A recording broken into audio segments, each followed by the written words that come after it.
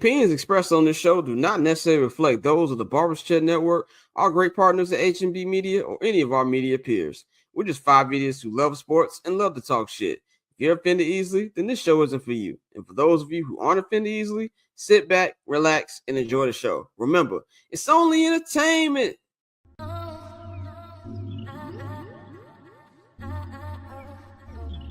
So cool. Triple double hat trick, I know the code too. Ice trade, go for trade, yeah we cold too.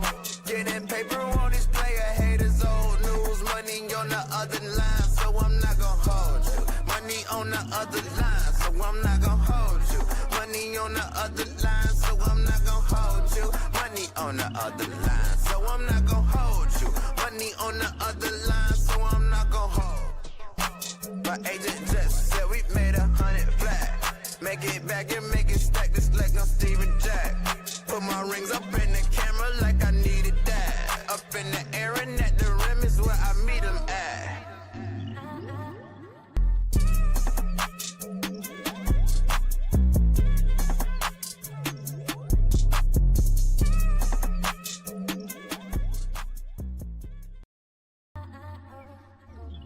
So cool. Triple double hat trick, I know the code too. Ice trade, go for trade, yeah we cold too.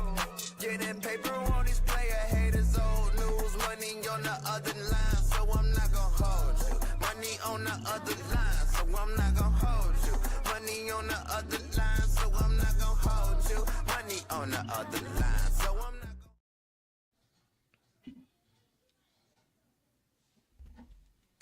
What's going on, ladies and gentlemen? Welcome back to another edition of I'm Not Gonna Hold You, man. It is the last Friday in May. It is Friday, May 30th, 2025. Of course, I am your host, Scott Lewis. Of course, you know to follow me on all social media platforms at Barber Chair Scott.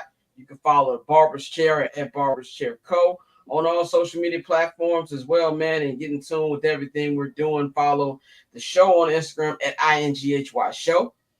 Follow our partners, H&B Media, and at H&B Media TV on Twitter and at H&B Media on Instagram. And while you're at it, man, subscribe to the Patreon, patreon.com/Barber's Chair Network. If you are listening to this on our podcast feeds, you can click on a link right there in the description box and it'll take you right there. If you are watching this on YouTube and you got on a TV or a computer screen, whatever, take your phone up to the QR code, scan it, and it'll take you right to all four different tiers we have, man. If you subscribe to our $5 I'm Not Gonna Hold You tier or the $10 holla, that is the Barber's Chair Access tier, you get 25% off your first order at the Barber's Chair Network shop. That is the bcnetshop.com, man. Get you some gear. It's getting hot outside, man. Well, in certain parts of the world, get you a t-shirt, man. I got the Barber's Chair Worldwide shirt on right now, man. So shout out to everybody who's caught, man. Shout out to everybody watching. Got a nice show for y'all on deck. Pavy will join us in hour 2 to talk all the latest in the NBA. The Oklahoma City Thunder have advanced to their second NBA Finals, their first in 13 years. And we're going to be trying to see who's going to meet them. Is it going to be the New York Knicks or is it going to be the Indiana Pacers, man? So for right now, I'm going to bring in the crew. We got the whole gang here for the first time in a while. The packed house here. We got Dante. You can follow him now on all social media platforms at October Zone Tape. You can follow Bang at JR Bang. And, of course, you can follow Courtney at 1-800 Collabro on all social media platforms as well. How y'all feeling? I'm solid, bro. It feels good. The weather was a little up and down in the air today. The Braves just kicked off a 3-game series with Boston. I was going to go to the ballpark today, but we're going to do that tomorrow. We got some more exciting coverage for y'all. We're switching up the way we do things a little bit, and I think y'all going to really enjoy it. So looking forward to that. But other than that, bro, I really can't complain at all. How y'all feeling? I'm doing great. It's a Friday. It's been a long, short week. On Monday, I grilled. By the way, there's not enough men out here who are grilling. I just want to say that. Put the hookah down and pull the grills out, my nigga. Like there's a few things better than having a grill baton passed down to you from generation to generation, and we need to have more of that. You know, What is Scott, that? I didn't realize how bad the hookah epidemic was until I saw Dante something in his story, and then I saw a chick who was it was a cup. I thought it was a tumbler. Like, oh, is this the new Stanley? Nope. No, No. it's a portable hookah. A portable, no joke. Like in a like this size, and you could take it with you anywhere. Yeah, I live in Atlanta, so I see all type of foolishness. That's crazy. That's crazy to me. The lung cancer is about to do numbers. Oh, niggas do not care about lung cancer. They care about vibes. But yeah, man, I'm drinking a beer on the show today because it's been a long week, and I am looking forward. It's been a long week. It's been a long week. I'm happy to be back here with you guys. Baseball's got my full undivided attention once again. I am ready to get hurt by another professional sports team. I'm ready. That's what it's all about. Getting let down by your teams. That's exactly what it's all about. We haven't had everybody here in a while, but it's good to have everybody here. I'm with you too. It's like when one sport's starting to end, you transition to the other sport. I've been watching more baseball last week because there's no basketball on today. No basketball on today. There's a game tomorrow, and there might not be another one until Thursday. We got the NBA Finals starting off on Thursday, and then it's over. It's over. There's only baseball on, so I've slowly been getting to that. Bang, how you feeling? Work. That good, huh?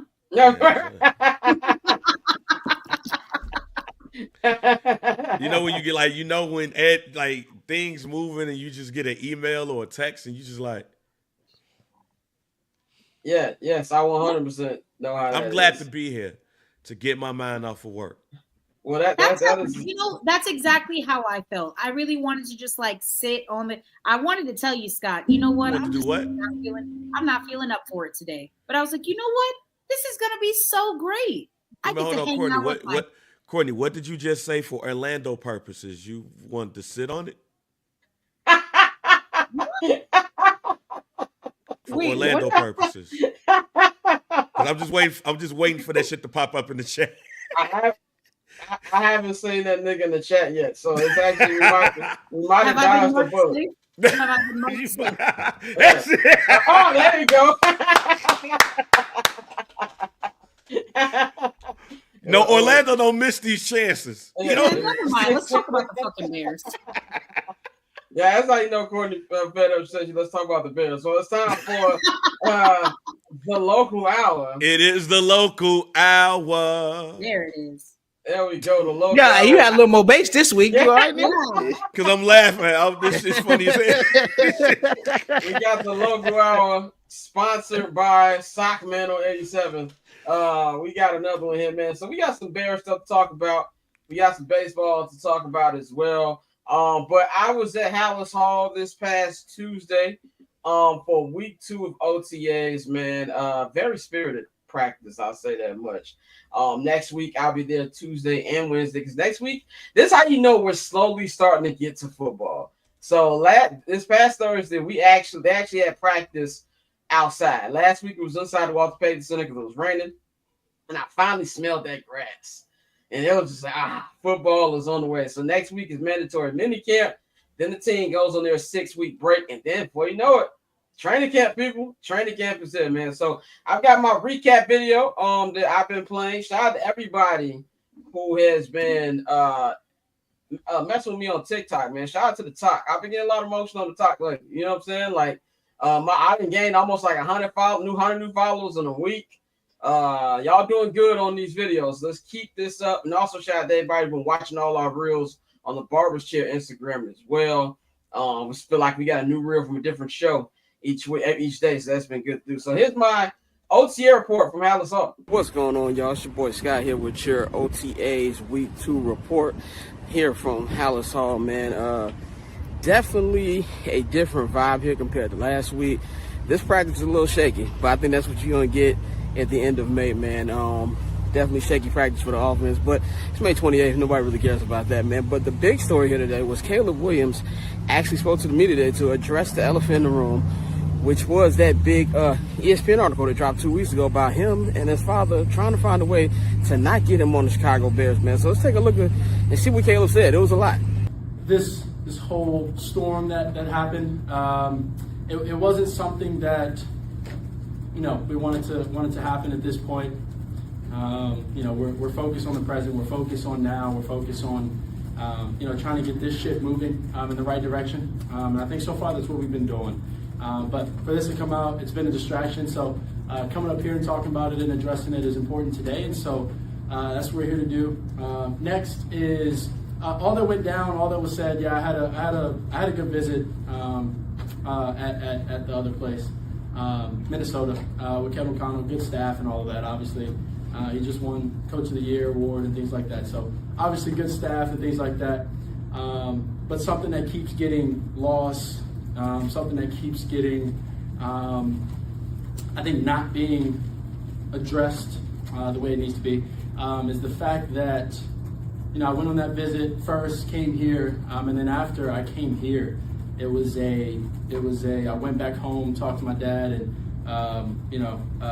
all of the things that were supposed to be these big things that everybody's been talking about recently. One never happened in the sense of they were all thoughts. First of all, man, I really like that Caleb went out there and talked about it. Of course, a lot of people wanted to talk about it last week, but what's done is done. I think that right now that he spoke about it, we need to move on and talk about the football, man. So definitely big shout out to Caleb. Ben Johnson spoke today as well. He talked about some of the injuries. You got Kyler Gordon wasn't here. He's got a soft tissue injury as well as Luther Burden. Coach Leveler wasn't here again as well, but he expects a full squad to be here next week for mandatory minicamp. Let's take a little bit of what Coach said today. Our biggest point of emphasis as a coaching staff was really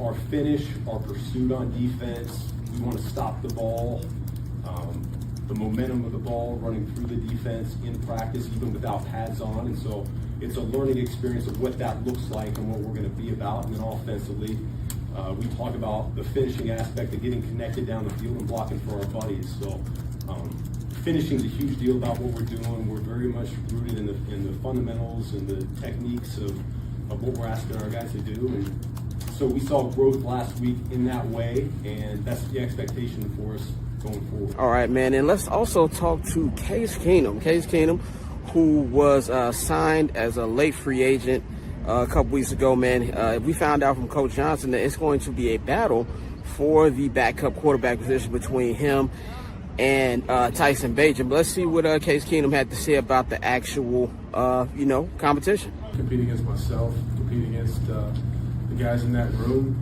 I compete against, the defense we're playing that day, today, and then every day. I've competed my whole life. So, I have a knack of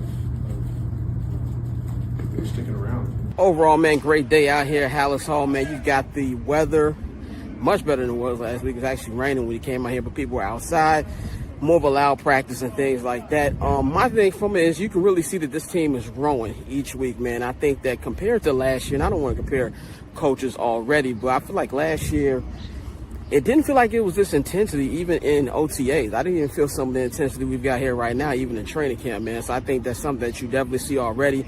You see a lot of the coaches more vocal. Dennis Allen. I've seen Dennis Allen more than I've seen whoever the dude was who's defense coordinator. We know who the nigga was, but we're not going to say that.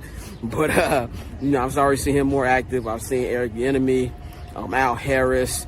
Really been seeing Antoine Randall Wells. Been really good overall coaching from all the guys that's been here, man. So next week is mandatory minicamp. So Coach Ben Johnson said he expects a full squad. So it should be fun, man. I'm going to have recap videos Tuesday, Wednesday, and Thursday recapping the practice, man. It's your boy Scott here at Barber Chair Scout and all social media platforms. And that was my Hallis Hall report. Nice practice. Say fuck South Antonio. Y'all funny as hell. Bro, when that nigga said he said we know who the nigga was.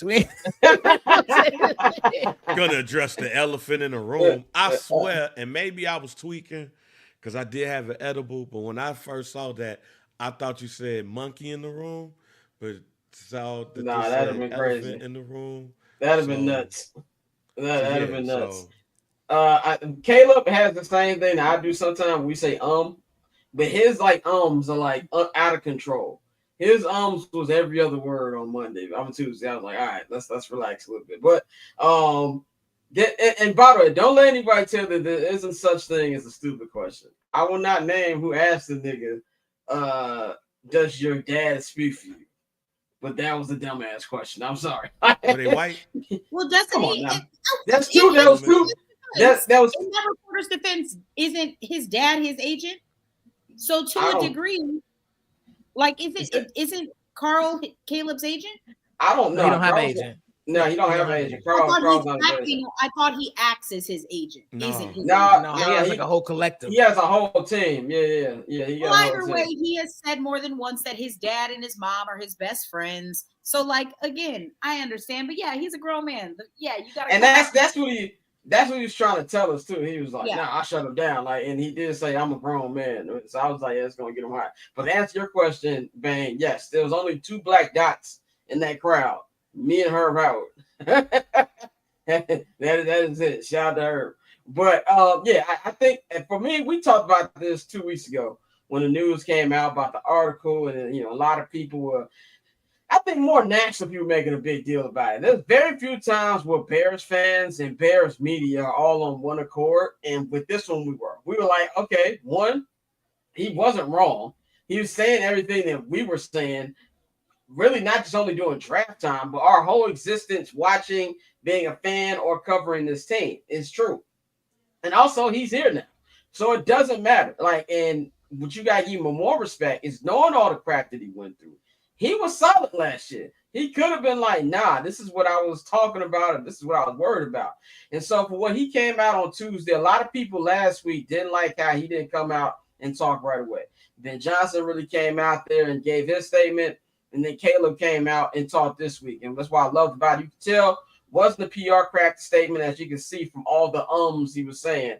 But he didn't deny anything, which is what I love too. Don't lie about anything. He didn't deny it. And it is what it is. To me, it's a dead issue. I think it was Adam Hogue who asked, is there anything else from the book that is going to be coming out? Because the book does drop like a week after, like during week 2 or something like that. And he was like, nah, that was just about it. So I like that he addressed it. It's over with. He said it was a distraction.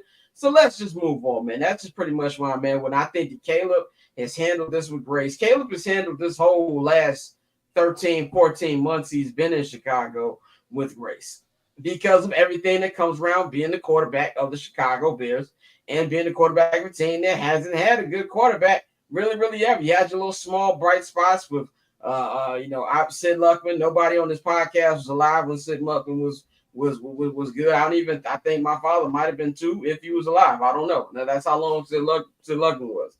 Jim McMahon, he was okay, whatever, and we all know about Jay Cutler. So this franchise, as I said, really hasn't been anything. And I do like that, there's full support from everybody in that locker room. And just what I've seen in my 3 weeks being up there, post Ben Johnson being hired, it's just I'm not trying to, make too much of things because the games have to be played, but it feels like adults are finally in the room, and which is something that we've all been asking for.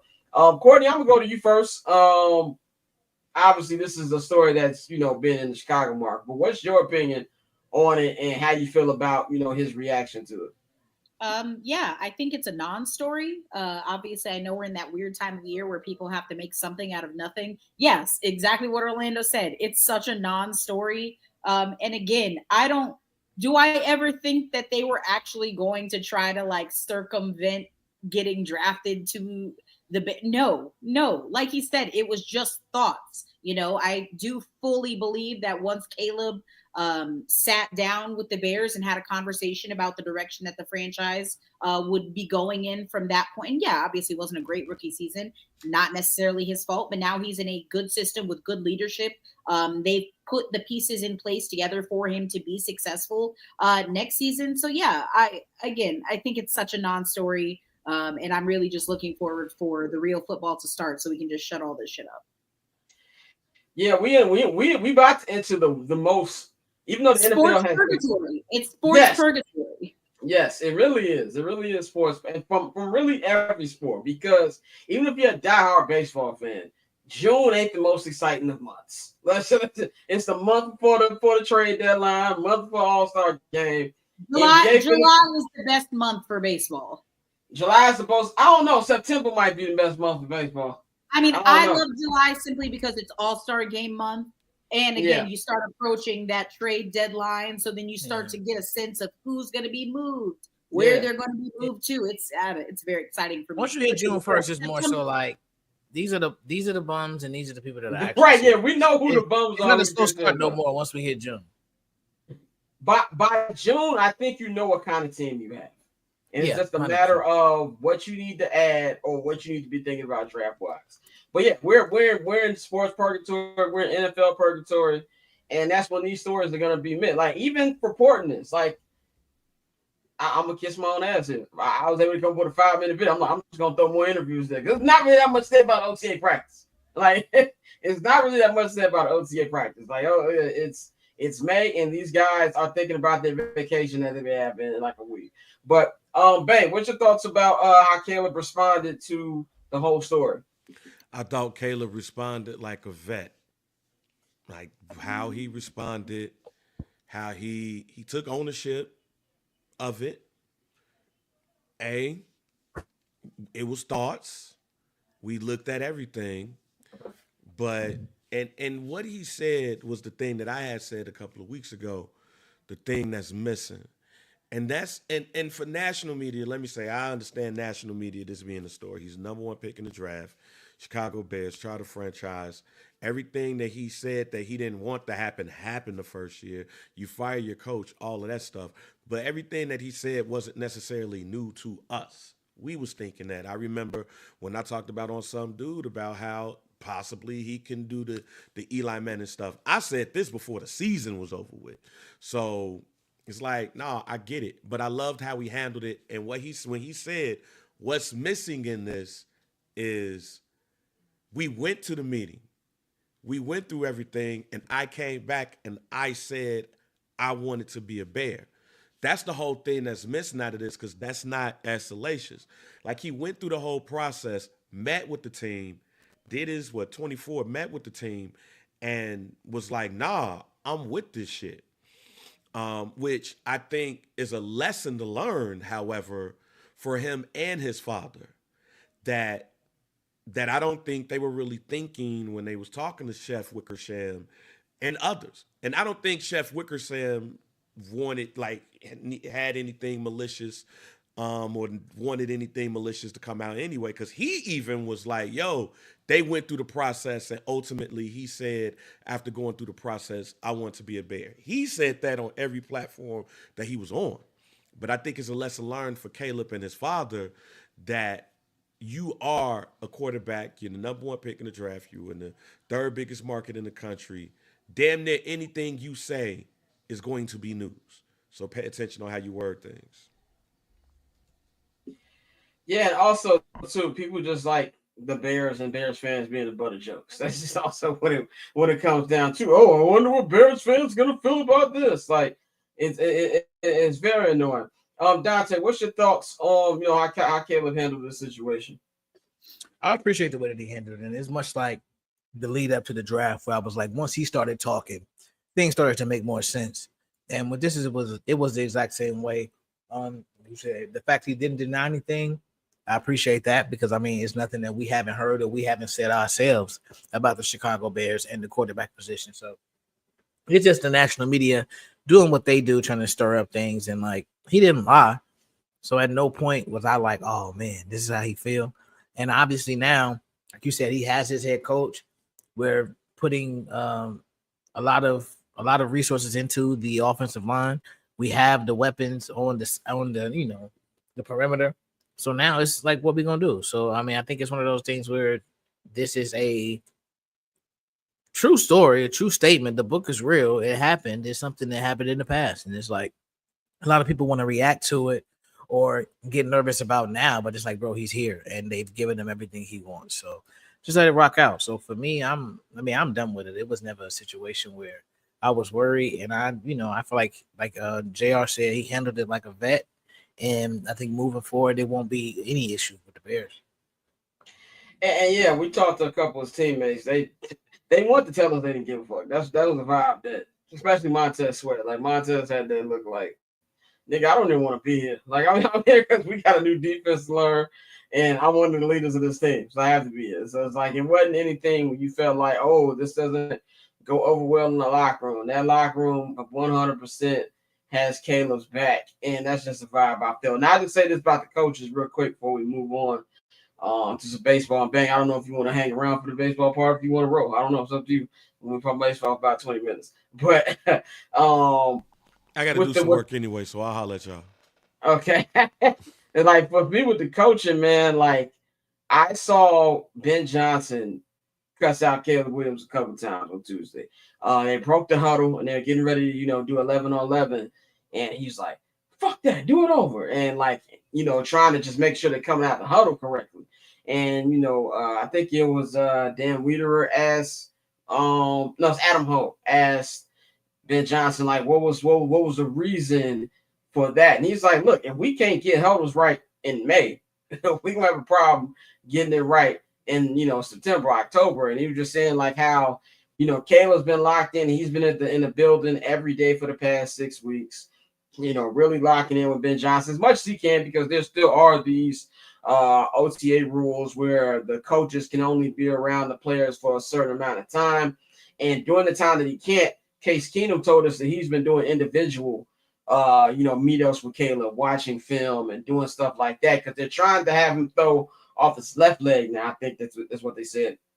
And you can really, it feels like adults are in the room. Like I saw the running back drills, and one of the new running backs we got drafted. His name is escaping me. I think he went to Rutgers.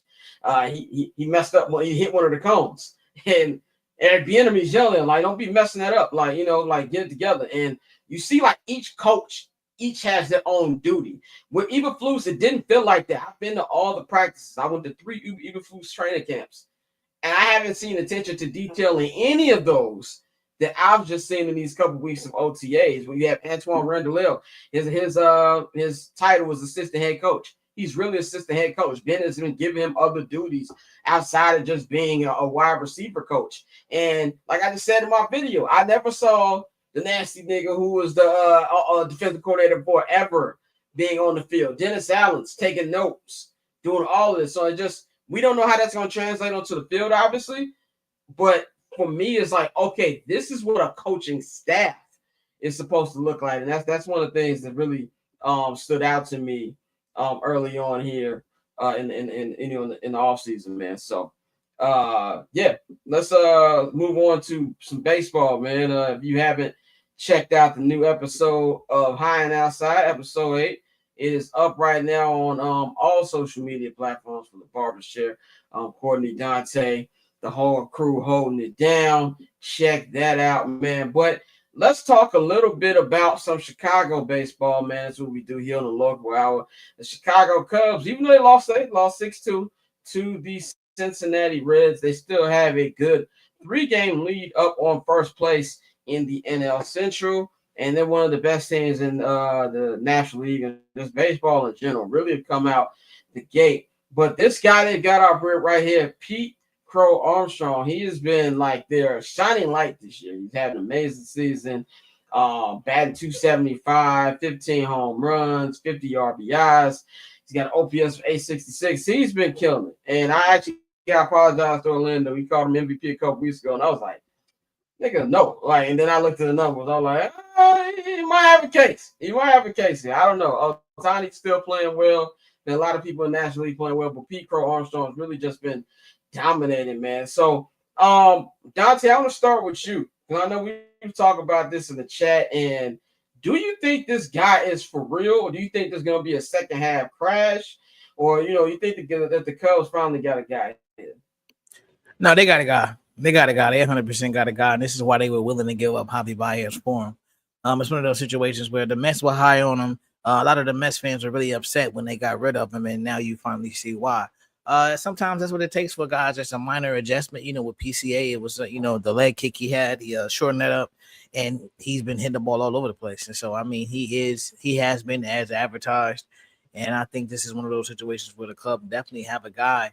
Now, if I'm PCA, what I don't do is what a lot of these young guys have been doing, and I sign an extension right now. You can kiss my whole ass. There's no way in The hell I'm doing that. MLBPA would fucking scream if he did that. Scream, No. Dante. No, yeah, you can't sign a deal right now because you are legit a guy, and I think this is just your rookie season. You build on this and you keep going, but you do not sign an extension. But I think PCA is 100% a guy, and he'll end up right now. I'll say top 3 in MVP just based off the pace he's at right now. But if you're the Cubs, bro, this is perfect. And if you're a Cub fan, again, I feel like at this point, if the Ricketts don't pay Cal Tucker, you have to revolt, because you see you have the potential. It's always the waiting on prospects. I know on our side of town, our prospects haven't panned out, but now you're at a potential. You have the potential to where now, if you're a Cubs fan, this is the second batch of prospects where you finally start getting guys who are legit. He's a guy. He can be the Chris Bryant of this batch of prospects. And so for me, the Cubs got a guy 100%. It's no more, is this just a fluke? Like I said, once you start hitting June and somebody's still performing at that level, this is probably what I expect for the season for PCA. So I think if you're a Cub fan, you're excited because this is just another piece to build around. And for right now, it's an inexpensive piece.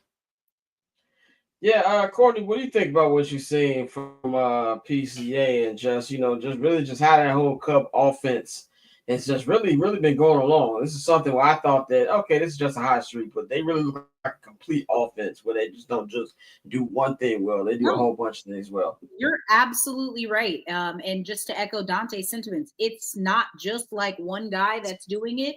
Matt Shaw got sent down to Iowa, and he's come back and he's actually been fantastic at third base. It's not just like the black hole that they've been calling it for a few years at third base. And it's not just, again, those two guys that are producing. Dansby Swanson is putting up quality numbers. Seiya Suzuki, Kyle Tucker. And it's also when you watch this team, even when one guy is clearly slumping or struggling, there seems to be a cohesive effort to pick the other up. So yeah, even if one guy's doing really, really bad for, a few games or a week or two at a time, it doesn't really matter because the club is still able to produce offensively. Again, I don't think there's a guy on this team with a WRC plus under 99 right now.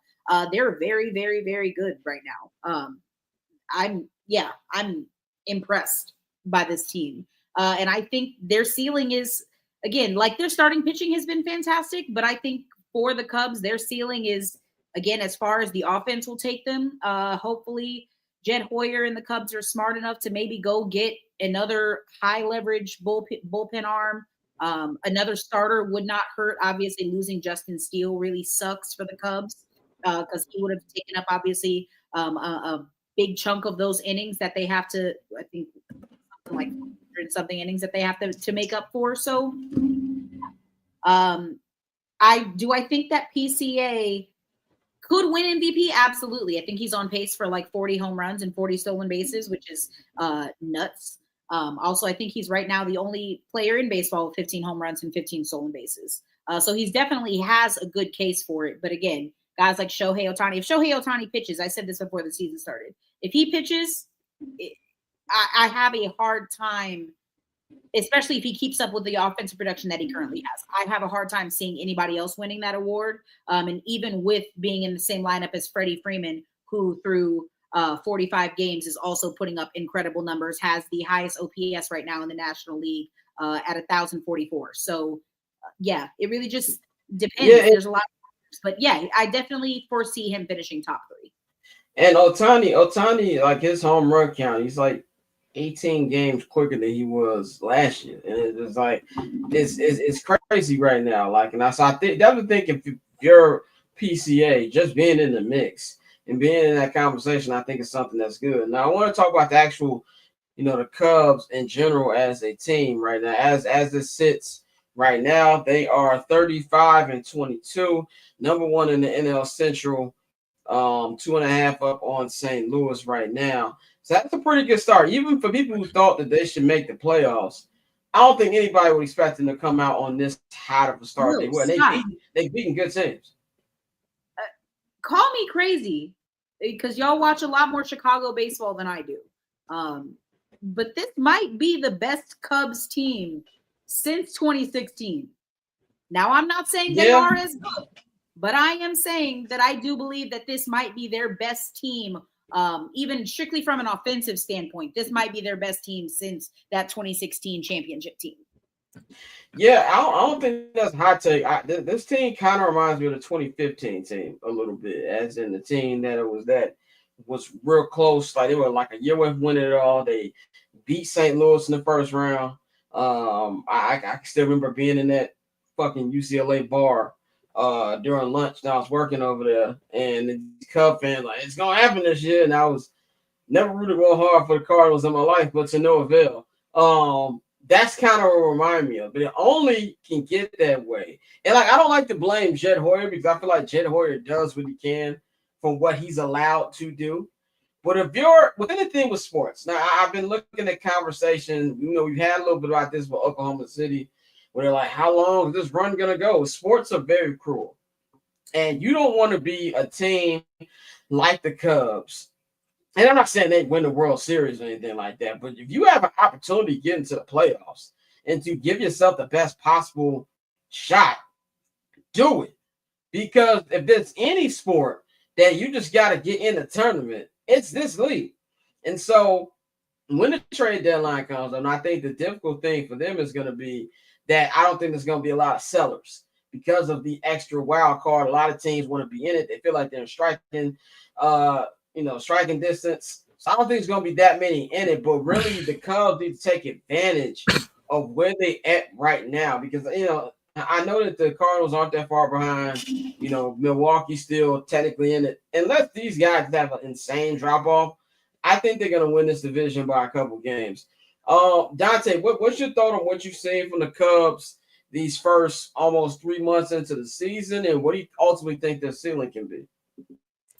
I mean, you love what you see, because this is a team that last year they didn't make a lot of moves, and you've been, like I said, you brought in Craig Counsell. You were pretty much banking on the internal talent to take off, and last year it didn't really happen. This year it's starting to happen, and you actually brought in some talent when you bring in a guy like Kyle Tucker, like you said, bringing Tucker in. A guy who is a young budding star, multiple-time All-Star, World Series champion, and one of the best left-handed hitters in baseball. Seiya has been, like I've been saying for the last year and a half, one of the best right-hand hitters in baseball over the past year and a half span. Like you said, Orlando, he leads the major leagues in RBIs. And this is a team that can put up a lot of runs. They can score with anybody.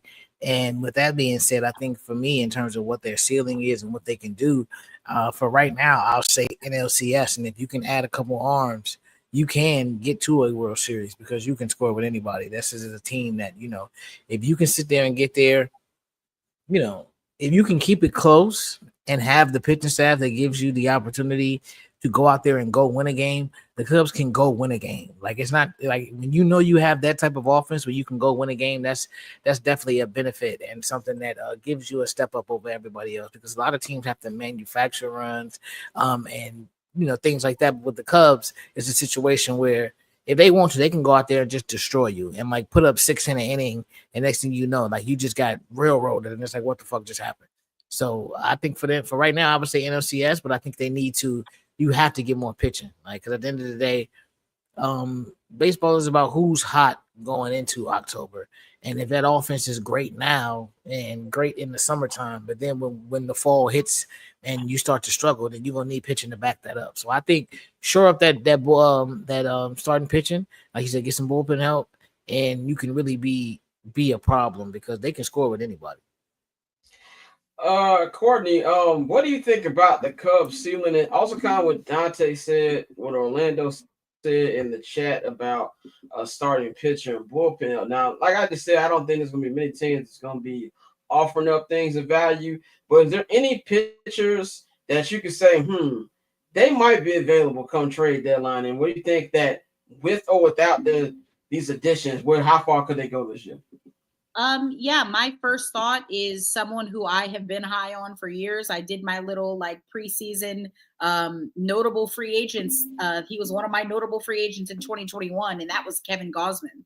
I know the Cubs were always like in the old regime, as I like to think of it. They were super high on Kevin Gausman. I'm still high on Kevin Gausman. That being said, that might require a little financial flexibility from the Cubs if they're willing to undertake that kind of deal. But yeah, I don't think the Blue Jays are going to do anything meaningful. And he's just kind of rotting away up there. Dude's got a nasty splitter. I would love to see him. I mean, I would love to see him on the Cubs, but I think he would be a great fit within that rotation for sure. Yeah, I think you put it well saying I wouldn't want to see him on the Cubs. That's my thing on the Cubs this year. For content purposes, I thank them for giving us something to talk about on the local hour outside of the Bears. But they can go to hell. Like that's just pretty much where I'm at with the Cubs, man. Let's we said if the Braves don't improve, I want Chris Sale. Dante, you cover the team. Do you think there's any chance that they would trade Chris Sale? No. Fuck him. Man just won a triple crown last year. Why the fuck would I trade him? Like, I don't care how terrible he is. To another National League team that you could potentially run into in a wild card scenario. There's no way. Why would you can have Ronaldo Lopez, nigga. Like you can have him. Get ready to speak Raylo, nigga. I listened to the beginning of y'all pod today, man, while I was putting everything up. And the Tim Anderson thing is really like messed up. As we segue into the White Sox. So he got DFA'd by the Angels a couple days ago. And he was already batting ninth for them niggas. And if you know anything about the Angels, I know they've been a little more 500-y than they usually are around this time of the season. But that's not good. If you're like Yohan Moncada's having a better season than him, and that's not saying much, but it's true. And like I've never ever seen a athlete get worse after infidelity. Like usually that's a superpower. You know what I'm saying? Like, oh, cheating on my wife, nigga. I'm finna, put up numbers on the board. This you can't be a cheater and be Huff. You gotta pick a struggle. You know what I'm saying? And then unfortunately, he's doing both. But that gets me to the White Sox, where if you look across the league with everybody who's a part of that rebuild, and I was watching the Padres the other night when they came back. Who was that they came back against the other night? Was it Miami? I think it was Miami. And I was like, damn, man, he's still cold. Like, just think about, and I was thinking about it was the Sox would have signed Manny in 2019. We'd have been traded that nigga by now with how bad the rest of the other team was. Andrew Vaughn got sent down to the minors, which by the way, I said from day one, y'all just like this white boy because he's a white boy. He's not Paul Konerko he can't sniff Paul Konerko's boot. Okay, like that. I hate when people think just because he's a white first baseman that he's gonna be Paul Konerko. Let's put a little respect on this. I never bought the Andrew Vaughn hype. Look at Gavin Sheets. Gavin Sheets is tearing it up in San Diego. Gavin Sheets is going crazy. I don't know how long it's going to last, but he's going crazy. Ronaldo Lopez is a solid reliever. We just talked about Chris Sale. They started to rebuild by trading this nigga. He already is on his second team and has the World Series under him. In my opinion, this is the worst rebuild in the history of the sports. The only one that comes close is the process Sixers. But even the Sixers got an MVP out of it when they gave Joel Embiid the hit nigga damn MVP. So my question to you, Dante, and we've been talking about it with Mikey in the chat before Mikey abandoned us on this show. That what's gonna be next for the White Sox? And so, because they are winning more than they were last year, which obviously Bart is an extra hell when you bring that up. But for White Sox fan, and I also want to even shout out to my guys at the 108. These niggas got a bobblehead with the White Sox. So definitely big shout out to them. But Dante, just tell me what's some players, if any, that White Sox fans should be looking at right now to give them some kind of hope. Right now it's really 3 to 5 years away. Like that's the toughest part. Like it's a while away. I know Miguel Vargas has made this switch. He made an adjustment in his stance. He's been hitting since April 23rd, hitting 316, 37 hits, 20 RBIs, 8 home runs, 19 runs. His on base percentage 382. So he's really been one of the best hitters in baseball for a couple months. And so it's starting to stick, and we trying to figure out if he's going to be a piece. But right now, bro, it's really all of it is down in the farm system, and that's tough. You hate to see that and say that, but I mean that's just the reality of it all. Noah Schultz, Kyle Teal, Colston Montgomery. That's a guy who, you know, he was supposed to be up this year. He got sent down to AAA to start the season. He was pissed about it. He struggled tremendously. They sent him back to Arizona to readjust, and he's been raking ever since he's been back. So I think it's only a matter of time before he makes the big league roster. But I mean, it's a situation where, like, out of those, I would say, you know, Schultz, Hagen Smith is the guy we took over Jock down there in Kansas City. So I'm keeping an eye on him just because we passed on a guy who's probably going to be extremely effective, extremely fast. So that's going to piss me off. Edgar Cuero, all the fucking catchers, yeah, it's cool, but I'm sick of it. I'm sick of this idea of we're going to just draft a bunch of catchers and first basemen and then stick them in random places, because usually if you're going to do that, you do that with shortstops, like the most athletic person on the field. Correct. So like it's been have 20,000 fucking shortstops on their roster. Yeah. So it's been idiotic. And I'll say this, Braden Montgomery, that's the guy who he isn't expected to make the big leagues till 2027, but he may be a guy. Like, so if he's a guy and Colson's the guy, Vargas is the guy, the pitchers have been well. The pitchers have been doing well. We know we have a few that are up already who have been doing their thing, especially where's that's the only thing they can develop is pitchers. Yeah, Shane Smith has been doing, and that's my thing. We develop left-handed pitchers and then trade them. So like, it's like, are we gonna do this again? But yeah, that's the thing. It's tough, bro. I think Joseph said in the chat it all went downhill after that Yermin home run. Oh, I almost forgot about that. And I'm gonna tell you where it all went downhill.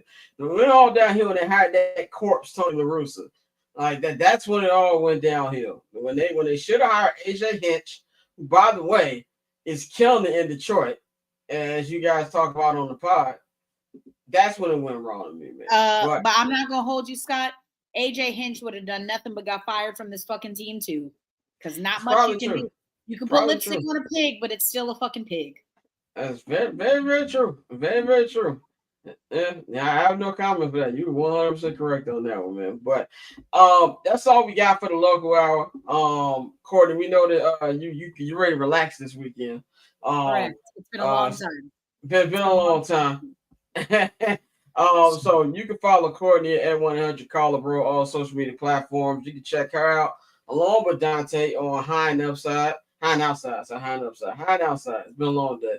On all our social media platforms right now. So we're gonna take a quick 1 minute break. On the other side, me, Dante, Bang, and Pavy are gonna talk some NBA, man. We got the Knicks. They're not dead yet, unfortunately. And they will be taking on the Indiana Pacers tomorrow night. I was gonna say, is that game on tonight? How fun! No, it's not. I wish it was on tonight. I will be. Are there any games on tonight? No, there's no NBA games. Okay. No, I will be watching the Neymar documentary on Netflix that I started watching. So that's what I'll be watching. He's a footy man, ladies and gentlemen. Yes, I am. You know that. He is a footy man now. As you can see, the Arsenal hat. All hail the Arsenal. We'll be right back on the show. We'll be right back in a minute when we're going to have Pavy and Bang come back. We're going to talk some basketball. We about it.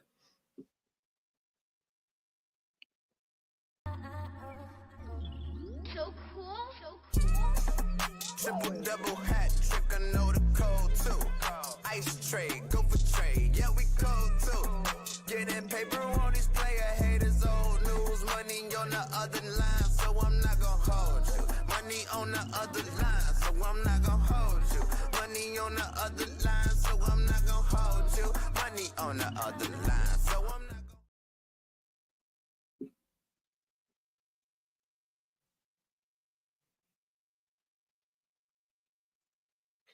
And we are back here on I'm Not Gonna Hold You. Let's see. We're trying to get the rest of the gang in here. We got Bang here. We got Pat Vito here. Fresh from Europe. How was your birthday, man? You know you went to London with the lads, and then you went out there to Paris. How was your time? It was cool. I mean, you know, at this point, it's not. At this point, it's not as much of a vacation. It's just like I'm going to holler at friends and family. But yeah, no, it was cool. My birthday was good. I actually had a good experience in Paris, probably because I wasn't there for that long. But no, my trip was all in all good. It was all in all good. I can't complain. I was laughing at when you told us that you experienced what a crowd was like when the bum ass Spurs finally won a cup. And you Yeah, I didn't know what, bro. I didn't know what was going on. I just know I went to. I knew it was a soccer game on. It was mad people cried. I'm in Seoul. It was mad people cried around the TV, and then they won, and I just like, yes, yes. We just hugged each other. I'm like, bro, what is going on? And then you was like, oh yeah, the Spurs won. I'm like, oh, okay, shit, all right. As we watch the fall of Dante's legendary Manchester United. Relax. They lost some niggas from Hong Kong last night. we don't have to get into that. Like, it's completely unnecessary. But we're here, man. Break down some NBA, man. Last night, the New York Knicks survived against the Indiana Pacers, winning 111-94. Big game from their two stars, Jalen Brunson and Karl-Anthony Towns. Brunson had 32 points, 5 rebounds, 5 assists. Cat had him a good game on one leg, too, man. You can tell that ankle still hurt. He had 24 points, 13 rebounds. Big game for him, man. So they are not dead yet. They will be heading to Indianapolis tomorrow night, and they will try to push this to a game 7. Let's just get into this, man. To me, this game was what I expected. I originally said that the Pacers were going to win this series in 6. I've now moved off of that. This game reminded me of the Celtic Knicks game from last round, where, when you're at home, you got to save face. The Knicks haven't won a home game all series. In fact, I think this stat has gone under the radar. They have not been good at the Garden this year in the playoffs. They are 4-5 in the Garden in the playoffs. And they've been much better on the road. So that was something that stood out as well. It wasn't a blowout, which, they were up 20 for a little bit, but the Pacers always came back. This to me, I took nothing basketball-wise from this. This just looked like something where the Knicks played like a team where they were 48 minutes away from being eliminated, and the Pacers played like a team like, we got this home game in our back pocket, which is still very dangerous. I think that every option is still on the table with this series. It would not shock me if the Knicks found a way to win this series, and it wouldn't shock me if tomorrow night is blowout. But I do think I'm interested to see how the Pacers play in this situation, because last year, even they won a game 7 on the road, there's a lot of injuries. Julius Randle was hurt. OG Anunoby was on one leg. Josh Hart was dealing with stuff. How are they going to respond to the pressure that's going to come with trying to advance to your first NBA Finals in a quarter century? That loud crowd's going to be ready, and the fact that you don't want to go back to New York for a game 7. Not saying they can't win a game 7 in New York. They've done it already. And I don't think that Jalen Brunson is, and this is going to sound disrespectful to him, even though it's not, one of those guys. So, I don't want to be in the game 7 with that guy. Like, not to say he's not great, but when I say something like that, I'm thinking about the greatest of all time when I say that. They can still win a game 7. But you're playing with fire if you lose tomorrow. So I'm really interested to see how they're going to come out and what this is going to be like, as you got the Oklahoma City Thunder in the background, getting as much rest as possible. Pav, man, what's your thoughts on how this series has been, and what do you give the Knicks chances to be able to push this to a game 7 and be actually able to win?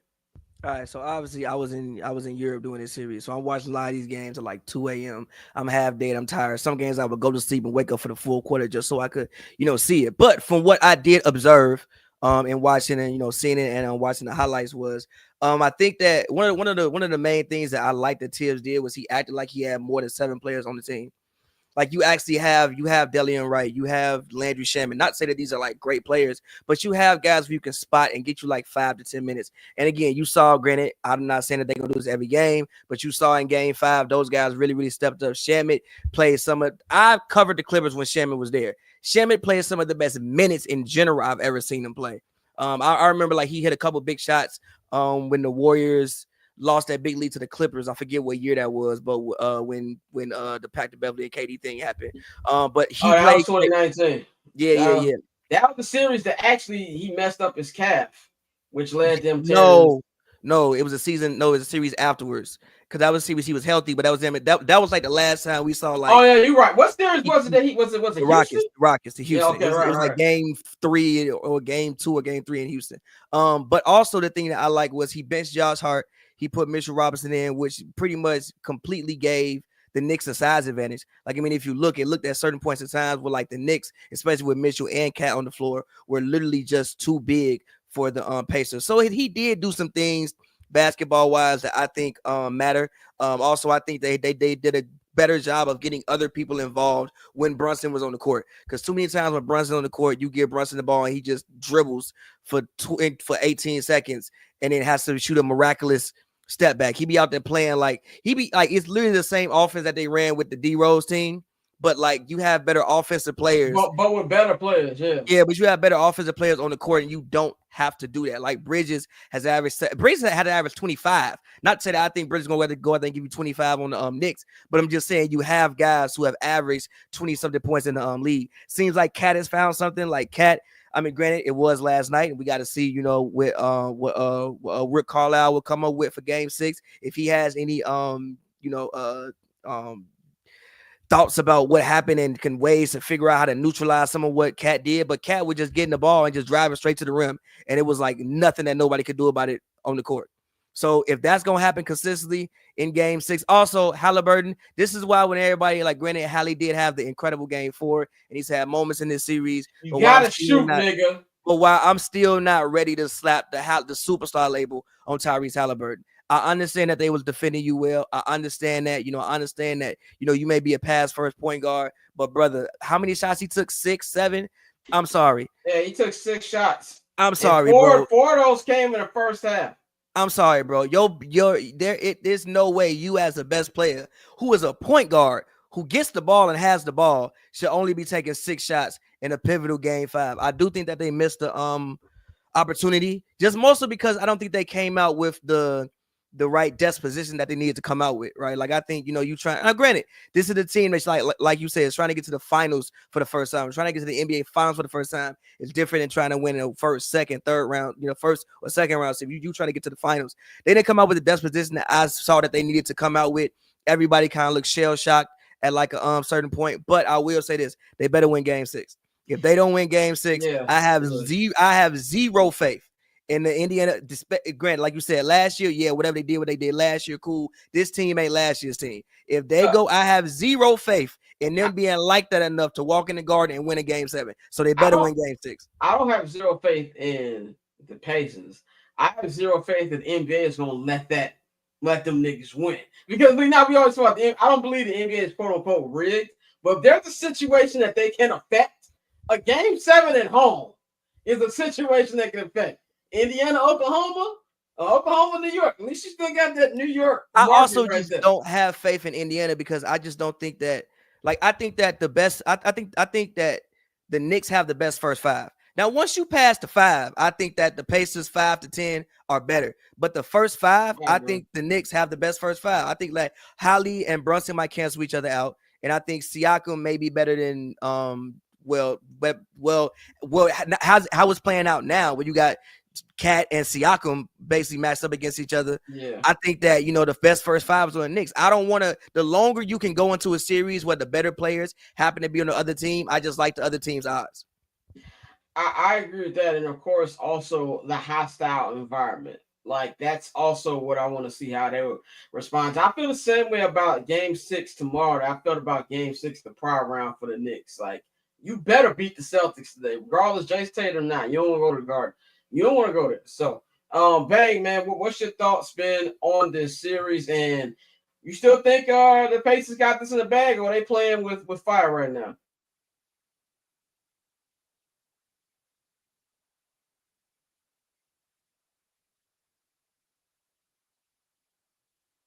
That's a fine, brother. Scott, that's a fine for you too. Y'all both muted. Well, we both muted. I thought I was trying to tell us that. Who muted me? I didn't even hit the. I didn't mute you. I'll take the fine because I had just pulled myself up and I thought I was unmuted. But there we go. Whoa, that's a fine. There we go. So look, I think you're playing with fire by going to by not playing hard. Because I want to say they didn't play as hard as they could. Like, I watched that game and I was like, yo, I don't think they, or maybe, I don't want to say they not playing hard. I'm gonna say I don't think they really truly understand what they needed to do to get them boys up out of there. Tyrese Halliburton, after having one of the best playoff games of all time, came out there a little bit too nonchalant for me, which goes to the rest of the team. So I don't think they really truly understood the gravity of the situation. You do not want to go to New York in Madison Square Garden. Even though them boys ain't playing good at the Garden or not playing like they should, and even though the Pacers have beat them in the Garden, Game 7, this is different. This is to go to the NBA Finals. This is in a city where they have not been to an NBA Finals since the turn of the millennium. They can't let this go back to New York. It'll be too many. Look, they might let Charles Oakley back in the Garden for Game 7 if it gets there. And James Dolan and Charles Oakley are mortal enemies at this point. You do not want to be in New York for Game 7. And that's what scares me, because if you were immature, if you didn't realize what you had in front of you yesterday, well, you going to really need to understand what that means Game 7. So you go into Indiana, get that out the way at Gamebridge, get ready for OKC. If you lose, cancel Christmas. Yeah, I agree with that. Did you? And you talk about like them bringing Charles Oakley back. Did you see the list of Indiana Pacer legends that were at these games? Yeah, like, I was like, yo, this is tough. First of all, Jeff Teague just put up a hilarious video on his Instagram where he was in the crowd and they didn't put him on the big screen, and they showed paying to every Pacer legend they showed. Al Harrington was in. Not Aaron McKee. Who's the other McKee? First off, you said Pacers legend. Shout out Aaron Harrington, but you said legend and Al Harrington in the same sentence. That's how you know they ain't got too much in that franchise. They ain't got nothing. That's the legend is Al Harrington. You said shout out Al Harrington. Yeah, Derek. Forget McKee. Al Harrington. You said Derek McKee. Yeah, they showed that nigga on the big screen. I didn't even know he was still alive. I ain't gonna lie. They showed Steve Jackson. They showed Rick Smith. Rick Smith didn't even have a courtside seat. This nigga was like in the premier section. Hey, but Rick Smith. Hey, all right. Let me ask you a question. Outside of Reggie Miller and Jermaine O'Neal, when you think Pacers, give me the first 5 people you think of? Ron Artest, Paul George, Rick Travis Smith. Best. Travis Best only because he got on my nerve in the 98 Eastern Conference Finals. Deadlift Strip. That was Shrimp playing for the Pacers. Yeah, I think a deadlift more with the Sonics than the Pacers. That's fair. Yeah, I think a deadlift with the Sonics. But no, that's the Derek McKee. That's the Derek McKee thing. Deadlift Shrimp and was traded for Derek McKee.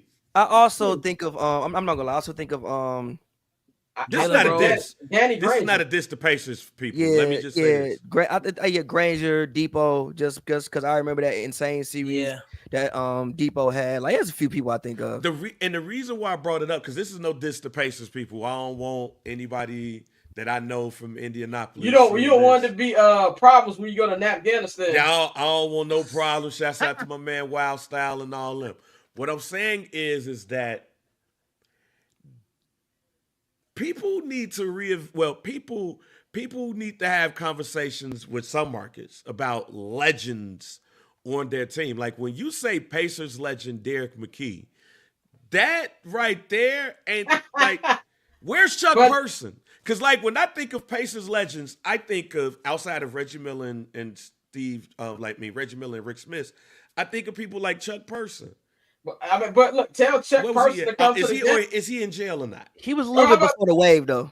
But tell that nigga to come to the game. I'm pretty sure if he came to the game, they threw him up. That's kind of the point. Like, yeah, but Chuck didn't vote Jeff Teague up there because he had a Knicks hat on because he said he don't like. But Jeff Teague ain't no Pacers legend. I know that. Just from Indianapolis.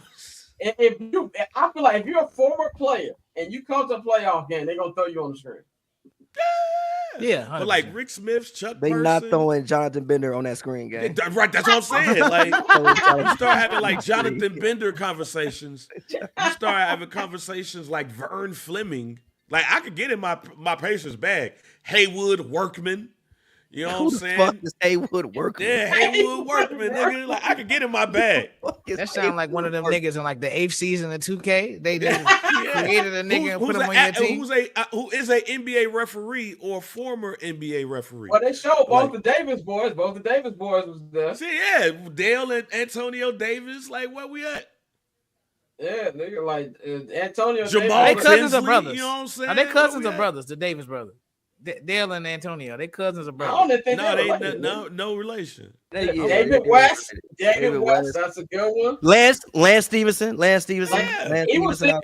Nigga, Lance Stevenson and George Will stopped the entire fourth quarter in game 4. You saw them niggas all on the George McLeod. What did George McLeod love at? Yeah, Ron Artest had thrown season. Didn't Clark Kellogg play for the Pacers too? I think During he the ABA did. days? I think he did. I think he did. Like that's the thing when you think about you. See, you go to a Knicks game, you see all the big names. But even like some niggas who played there for like a year be showing up. Like them niggas be throwing Novak up on the screen when he be coming to the Knicks in modern times, like since fucking 1980, don't really have that many legends. They just play in New York, so you just become bigger. Yeah. Okay. So who are the Knicks legends post 1980? That's actual legends like that meant something to the NBA, or legends that mean something to New York. NBA. It's only like 2 of them niggas. They're like it's more than PG. It's Melo. It's Melo, Bernard King. I said post 1980. Nigga, Bernard King. He played in the 80s? Yes. Yeah. I don't know why you think Bernard King played. Bernard King was Bernard King. Brunson said Bang in his Live 95 bag. Bang, you said you in your Live 95 bag. Oh no, I was talking to the right real quick. What happened to Austin Crocier? Oh, that's a good one. That's a good one. And he also genuinely helped them make the finals that year too. That's a good played one. a big role in the playoffs that year too. That was a good one. Like if the Hornets made the playoffs again, who they throwing up on the screen? Who coming to Charlotte? Who said the Hornets? If the Hornets, Larry Johnson, Larry Johnson, Kemba Walker, Muggsy Bogues, Gerald Wallace, Dale Curry. You got to bring BD back. Did Brad Miller play for them? No, I don't think so. That? You got to bring BD back. You got to bring Brad Miller played for the Pacers though. He did. He did play for the Pacers. I'm trying. It was some burly white dude. You got to bring Vlade back. Rex Chapman. Jalen Rose was on that finals Pacers team. Jalen Rose was on that team. That team. Jalen Rose can't go to the Pacers game because he was doing all that shit. He all 8 mile out. Y'all 8 mile out. But let's move on to Oakland. We gonna be here naming random basketball players. I think that's probably Kelly Tripucka. You know what I'm saying? I think it's an underrated activity for men. Is naming out random athletes. Basketball player, yes. Yes. That could be a forever conversation. Just name old niggas used to Dale Curry, Eddie Jones, David Wingate. David Wingate is great. Stacey Augmon. David Wingate. Hey, David Wingate used to smoke all the weed, fam. That nigga had the pause. That nigga had the blackest lips in NBA history, nigga. That's hilarious. Glenn Rice. Did we say Glenn Rice for the Hornets?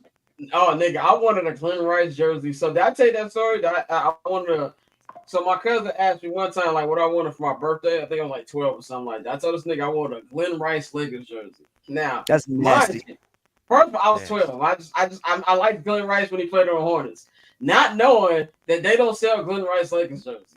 So this nigga bought me a Jerry Rice jersey. That's obviously way better jersey. He was mad. Way better. I was mad though.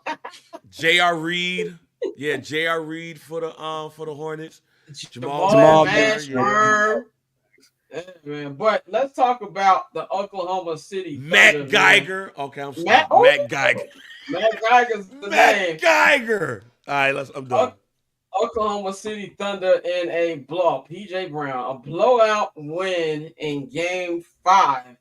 Sending the Minnesota Timberwolves packing. They will be advancing to their second NBA Finals in franchise history, and I mean Oklahoma history. I'm not combining the Sonics history, bro.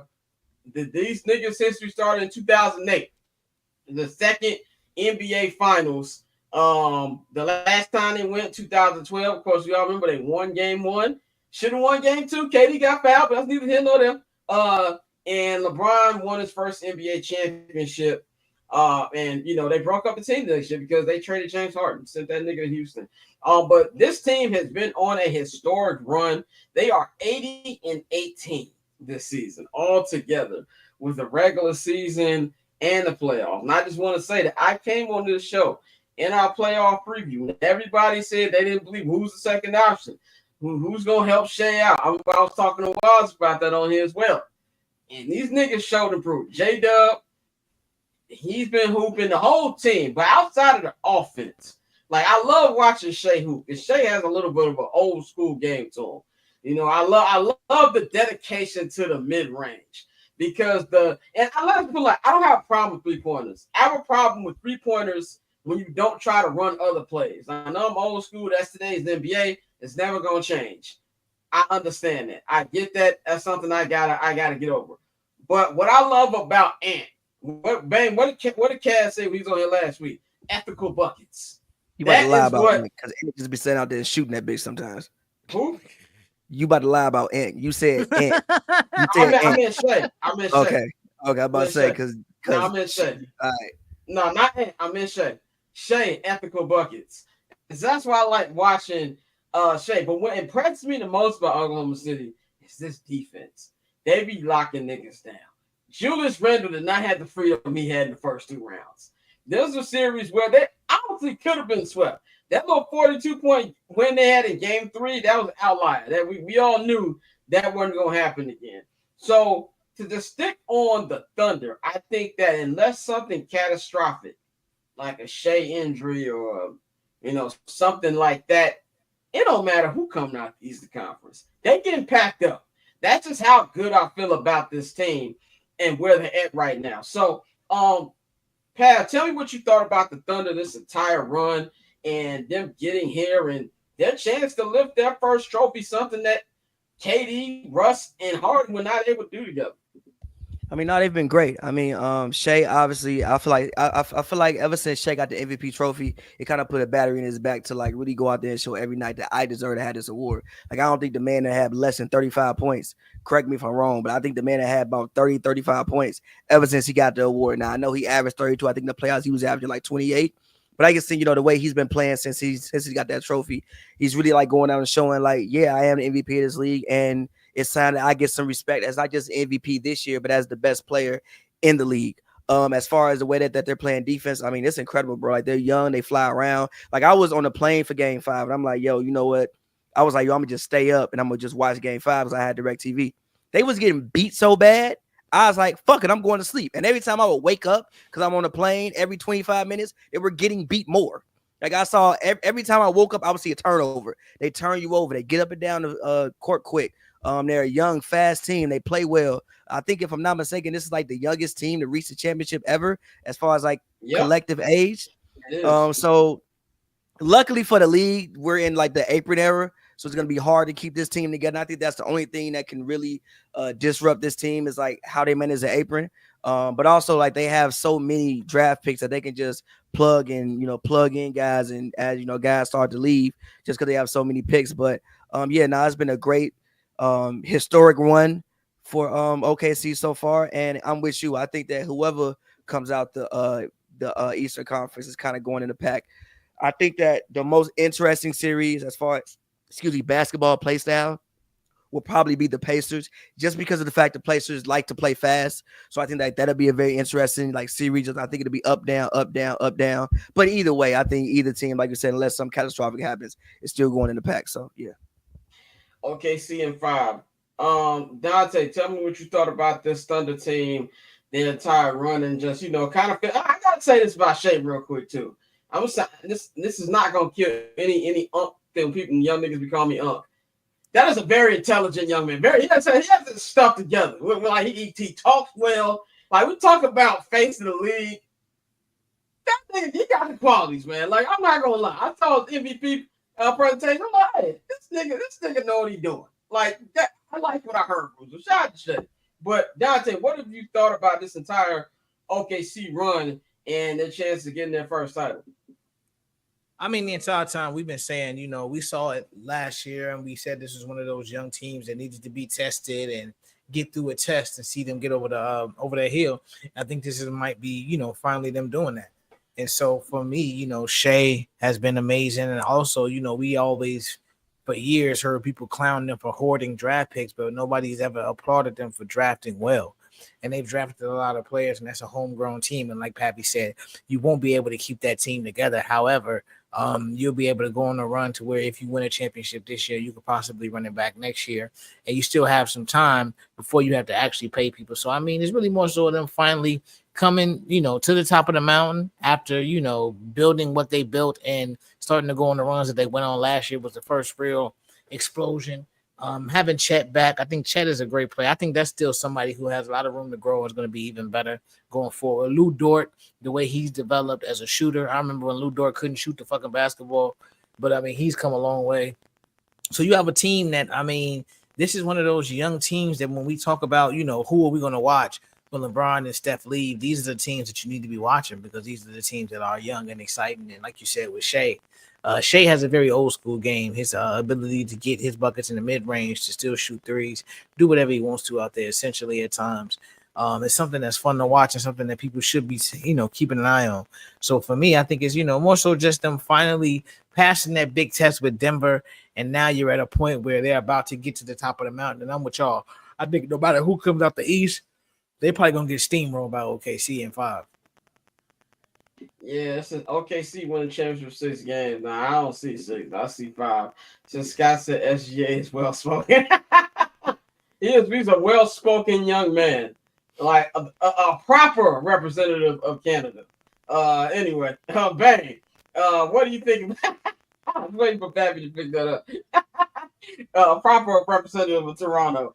Bang, what's your thoughts on the Thunder, just everything they've been doing? I know you had some questions for them coming into this playoffs. Yeah, now first of all, I'm watching this Jeff T video, laughing my ass off inside. I was in that. Hey fam, Darren Collison was at the game, G, and they showed him before. Oh, come on, fam, y'all wow. It's like I feel like that was intentional. If Darren Collison is at the game, man. I think we all had questions about OKC because they were young. Even if you thought this is where they would be, you still had questions because they was young. But I'm not even going to talk about SGA, fam. I'm going to talk about Lou Dort. Hey, I'm talking about pick you up at the one end and guard you all the way, lock down. When was the last time we was able to say lockdown defender and actually mean it? A real 3-and-D guy, like a real 3-and-D, right. Like not somebody that's just playing a little bit of defense and end up on the all defensive team because they play a little bit of defense. Like Paul George. I'm watching Lou Dort play, and I'm Avery Bradley was a long time. And when was Paul George? When was the last time Paul George was true 3-and-D? Yeah, it had to be pre-leg break. Man, I'm watching this and I'm like, fam, that kid right there. We could talk about SGA all we want to. We could talk about Chet and all of that, but him, like his defense to me make everything go. So whether I'm looking at the Knicks or I'm looking at the Pacers, y'all gonna have to see Lou Dort in them. Oh yeah, Lou Dort gonna have Jalen Brunson raise quit.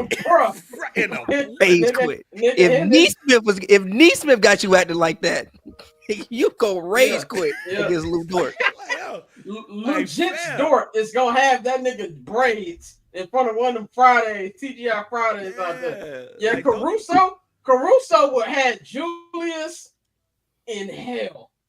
That's what I'm saying. Like, it's gonna be rough. He said he's a gentleman, a scholar. Like, I don't want this to sound. I don't want I don't want nobody to take this the wrong way, because people are gonna. That's what people do. But when I watch OKC, they are the closest to a team that I normally will watch in the '90s as I've ever seen, because you got your stars, you got your role players, you got your people that's really gonna lock niggas up.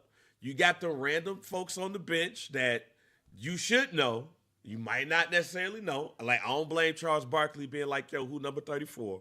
But they all Bro, that had me balling. dying laughing. They had me dying. They had me dying. But they all out there getting it. And the fact that they all young too. What I said, remember what I said about Boston? Hey, they win one, they gonna fuck around and win three. Jason Tatum got hurt. OKC win one, they gonna fuck around and win three. Cause that apron ain't gonna hurt them for another 2 years. Yeah, they still got a little bit more time. I'll say this too about the Thunder. We gotta get some love to Mark Daigneault, man. Like, I know we've been getting love to the players, but you gotta get love to the coach. Like, I didn't know this nigga's name a year ago. Like, when he won the coach of the year, I was like, oh, who's Buddy? Like, I didn't know ever since Billy Donovan left who was the coach of the Thunder. But you got to give a shout out to everything they're doing out there, man. And I'm glad that everybody is seeing, once again, how good Alex Caruso, because he has been ratting away on Madison for the last 3-4 seasons, and we forgot how good that he is and how important he was to that Lakers title run. So I'm glad people saw my man AC hooping once again, man. Now, this next question, I really want to know Pavy's answer to this.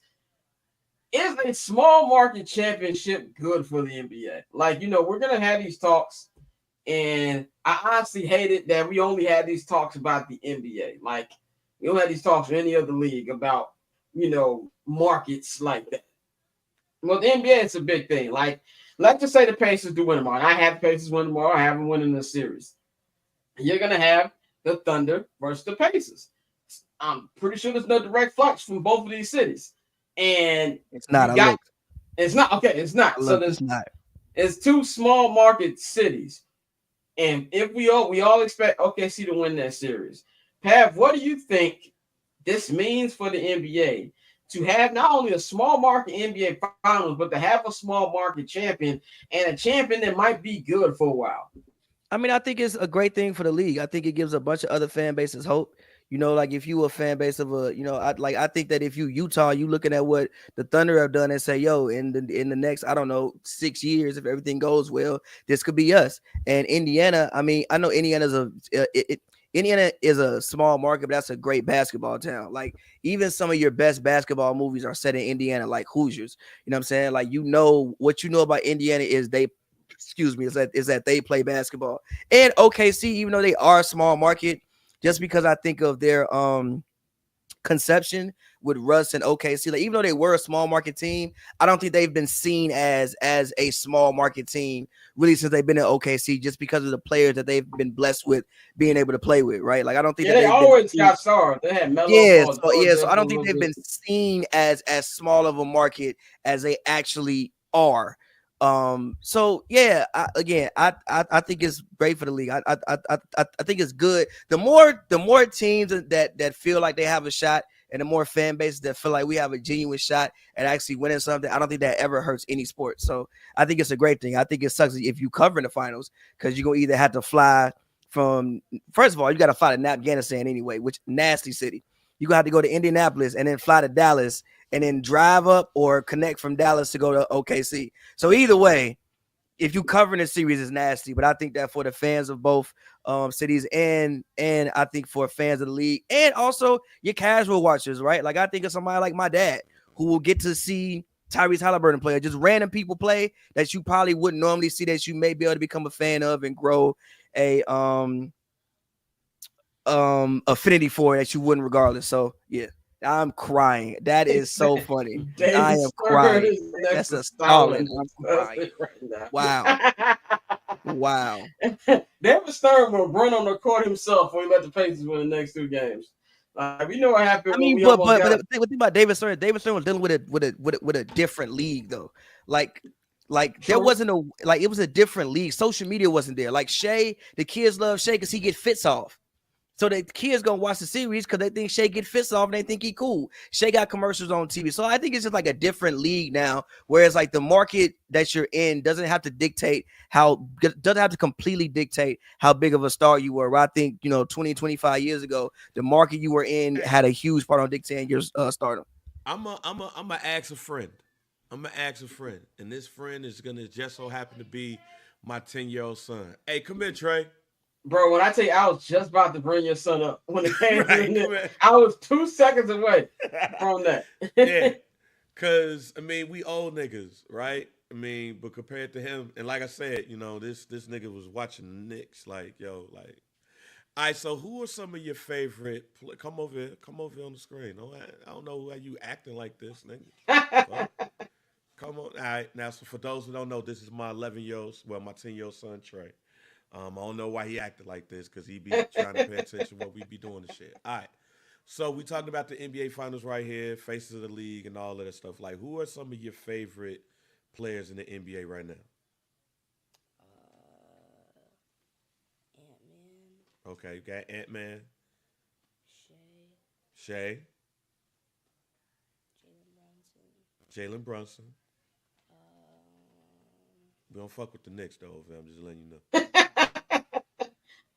They got a blue New York Yankees hat on. Talking about we don't fuck with the Knicks. My wife bought this though, and I ain't shaved. DeMar DeRozan. Like it's a bendable joint. I don't even rock. Did he just say DeMar DeRozan? He said DeMar DeRozan. Now look. So wait a minute. I'm gonna let Pavy is disgusted. Right? Pavy, what the hell? DeMar DeRozan. Fuck your son. What Hey, the hell are you, DeMar DeRozan? Hey, here's the good thing about my son though, and let me let y'all know this right now. This is nothing I make him do. This boy has seen Last Dance more than anybody on this screen. I don't know if he's watching more than me. What? No, Scott. This boy has watched The Last Dance more than all of us on the screen combined. Like, it be random Tuesday at night and Last Dance is on. I'm like, in October. I clean the house the Last Dance. He cleans his room to it. Also, he goes to YouTube and watch random Bulls games. Like, this man watched a random Bulls game from 1992, and I was like, okay, I love you, fam. That's good. You're my kid. But the reason why I bring him up is he named Ant-Man, who's in Minnesota. That's a small market. SGA, Oklahoma City. That's a small market. I don't think it matters anymore because of what he watches it on YouTube. I think David Stern would flourish in this era of YouTube and social media because he comes from it's the NBA. It's fantastic. That's his thing. And that's when they stopped doing tape delay. So imagine David Stern in this era where he ain't got to force it. Where he ain't got to be like, hey, just make sure the Lakers and the Bulls or the Lakers and the Knicks, just make sure that happens. He would flourish in this era. But for somebody like him that don't care about what's on regular TV, that don't know what's going to come on at a certain time, and for him, he don't necessarily watch a lot of basketball games like that live. He go to YouTube, watch clips, watch old stuff, watch new stuff. I don't think it matters. So when you look at where we at right now in the NBA, a lot of the best stars are at smaller markets. Even when you put up Katie got bands and shit. Like he in Memphis. Like, yeah. Who the fuck cares? What'd you just call that nigga? You called him Katie got bands. Demetrius got bands. I was very confused for like 15 seconds. Yeah. What are you talking Demetrius got bands. Yeah, Demetrius got bands and shit. Like, so kids like him are the people that the NBA are trying to get right now. They're trying to get them because in the next couple of years, you know, when it's NBA, when it's LA 28 and he's 14 years old and we get taken down by Serbia. Right, when he see us getting taken down by Serbia and Canada, you know what I'm saying? We in a dog fight with Germany. Right, we in a dog fight with Argentina and some shit. You got the Thompson brothers talking about, so we might play for Jamaica and shit. Oh yeah, I saw that. They said that? Yeah. And we getting cooked. We getting cooked. Yeah, you're aiming for him. Like when he see Cooper Flag in 3-4 years, you're aiming for him. So I listen to him when they be having these faces of the league conversations and all that. I look to what he said because that's what matters at this point. We gonna have to make. He said we gonna have to sit in the thunder. This nigga. We gonna have to make Giannis look at his visa and tell him what hand he roll up with. Like that's like do what Embiid did, nigga. Like that's what we gonna have to do. And Grant gonna have to open up the pocketbooks. And like what you were just talking about, Bang, like shout out my guy Al Patron. He said that his nephew's laughing at him because he still said Knicks in 7. I was like, your nephew's not a Knicks fan? He's like, nah. I was like, what fan? He said, man, he a Warriors fan and wherever KD go fan. I like that's just what kids do now. Yeah, Because in of all our the day- access. In All our day, I could watch was the Bulls. yeah, in our day, if you said anything about the Golden State Warriors, you get laughed at. You get laughed at. Because they were Yeah. like awful They were for like terrible. most of my Yeah. entire life. So outside of that one We Believe year, so like yeah. If you look at the Forbes list of franchises, they owe Steph everything. They owe Everything. everything, bro. Like straight up. But I think when it comes to the small market, I agree with y'all. I think all y'all make great points. I think that it definitely would help the NBA. And I just think that even if the Pacers do win tomorrow, like which I think they will, I don't want to hear the ratings conversation. I really don't. I think this has been a fantastic NBA playoffs. Like front to back, I have been entertained. But even Like, with Bang, just this is why like I think the ratings thing is overrated because a bunch of people don't watch the games live. Like you ain't got to watch them live no more. That's very true. That's very true. And that's just the way that So like people yeah, watch you might it now. not go watch the full game live, but you yeah. No, but I'm just saying I don't want to hear the conversation. That was the number one thing we got. Remember when it was Denver, Miami? Oh, I don't want to see this. No. I don't want to see that again, especially because I don't think this is gonna be a long series with that. But let's talk about Real quick, the last thing I would say is you just can't have boring niggas on small market teams. Very San true. Antonio had a whole bunch of boring niggas on the team. We ain't give a shit. They was boring as hell. It wasn't like we know they San Antonio, they was cold and all that shit, but we didn't give a damn about the San Antonio Spurs because they was lames. You don't want a basketball team full of lames, but you put a cool nigga on a small market team, shit, they gonna follow. That's a good point. There was never a cool nigga that played for the Spurs. Nigga, the coolest nigga that was on the Spurs was goddamn Dennis Rodman. He got traded to us. Yeah, I don't know. Tony Parker was fucking bad hoes. He was kind of cool. Yeah, but he was French. Yeah. Like, French don't give a fuck. Look, we know Americans don't give a fuck about a French nigga. All right, that is, yo. He fucking evil Longoria. Oh shit, we ain't give it. We cared about her more than we cared about him. We care about Tony Parker, nigga. But let's talk about the team that lost, and that is the Minnesota Timberwolves. Man, we gotta talk about Anthony Edwards, man. Back-to-back Western Conference Finals, back-to-back 5-game losses. You see Ant Can on the podium with his stunner shades on the other night. Oh, that nigga looked like Mike when he threw a Vice Lord. That's that. Yeah. But Ant went up to the podium, said that, I don't feel bad about it. I'm going to try to return. I'm going to work hard on everybody this summer. Only person he felt bad for was Mike Conley, because Mike Conley's been here a long time and been trying to get to the NBA Finals. But my thing about this, and is this. Couple things. One, stop trying to ease the slander off this nigga. Every great or future great goes for it. LeBron James has been slandered for less. Okay? Kobe Bryant has been, do you know how many fights I've had at lunch tables over Kobe Bryant in the early 2000s? A lot. A lot of people have gone through this. We like Luka gets called fat every 2 seconds. Like all the greats go through this. Do I think that Anthony Edwards will be better? Yes, I do. I think he's going to learn from this. Even though I feel that you can't go into an elimination game and shoot 13 times. That was the biggest issue I had. I think Dwayne Wade said this on this podcast.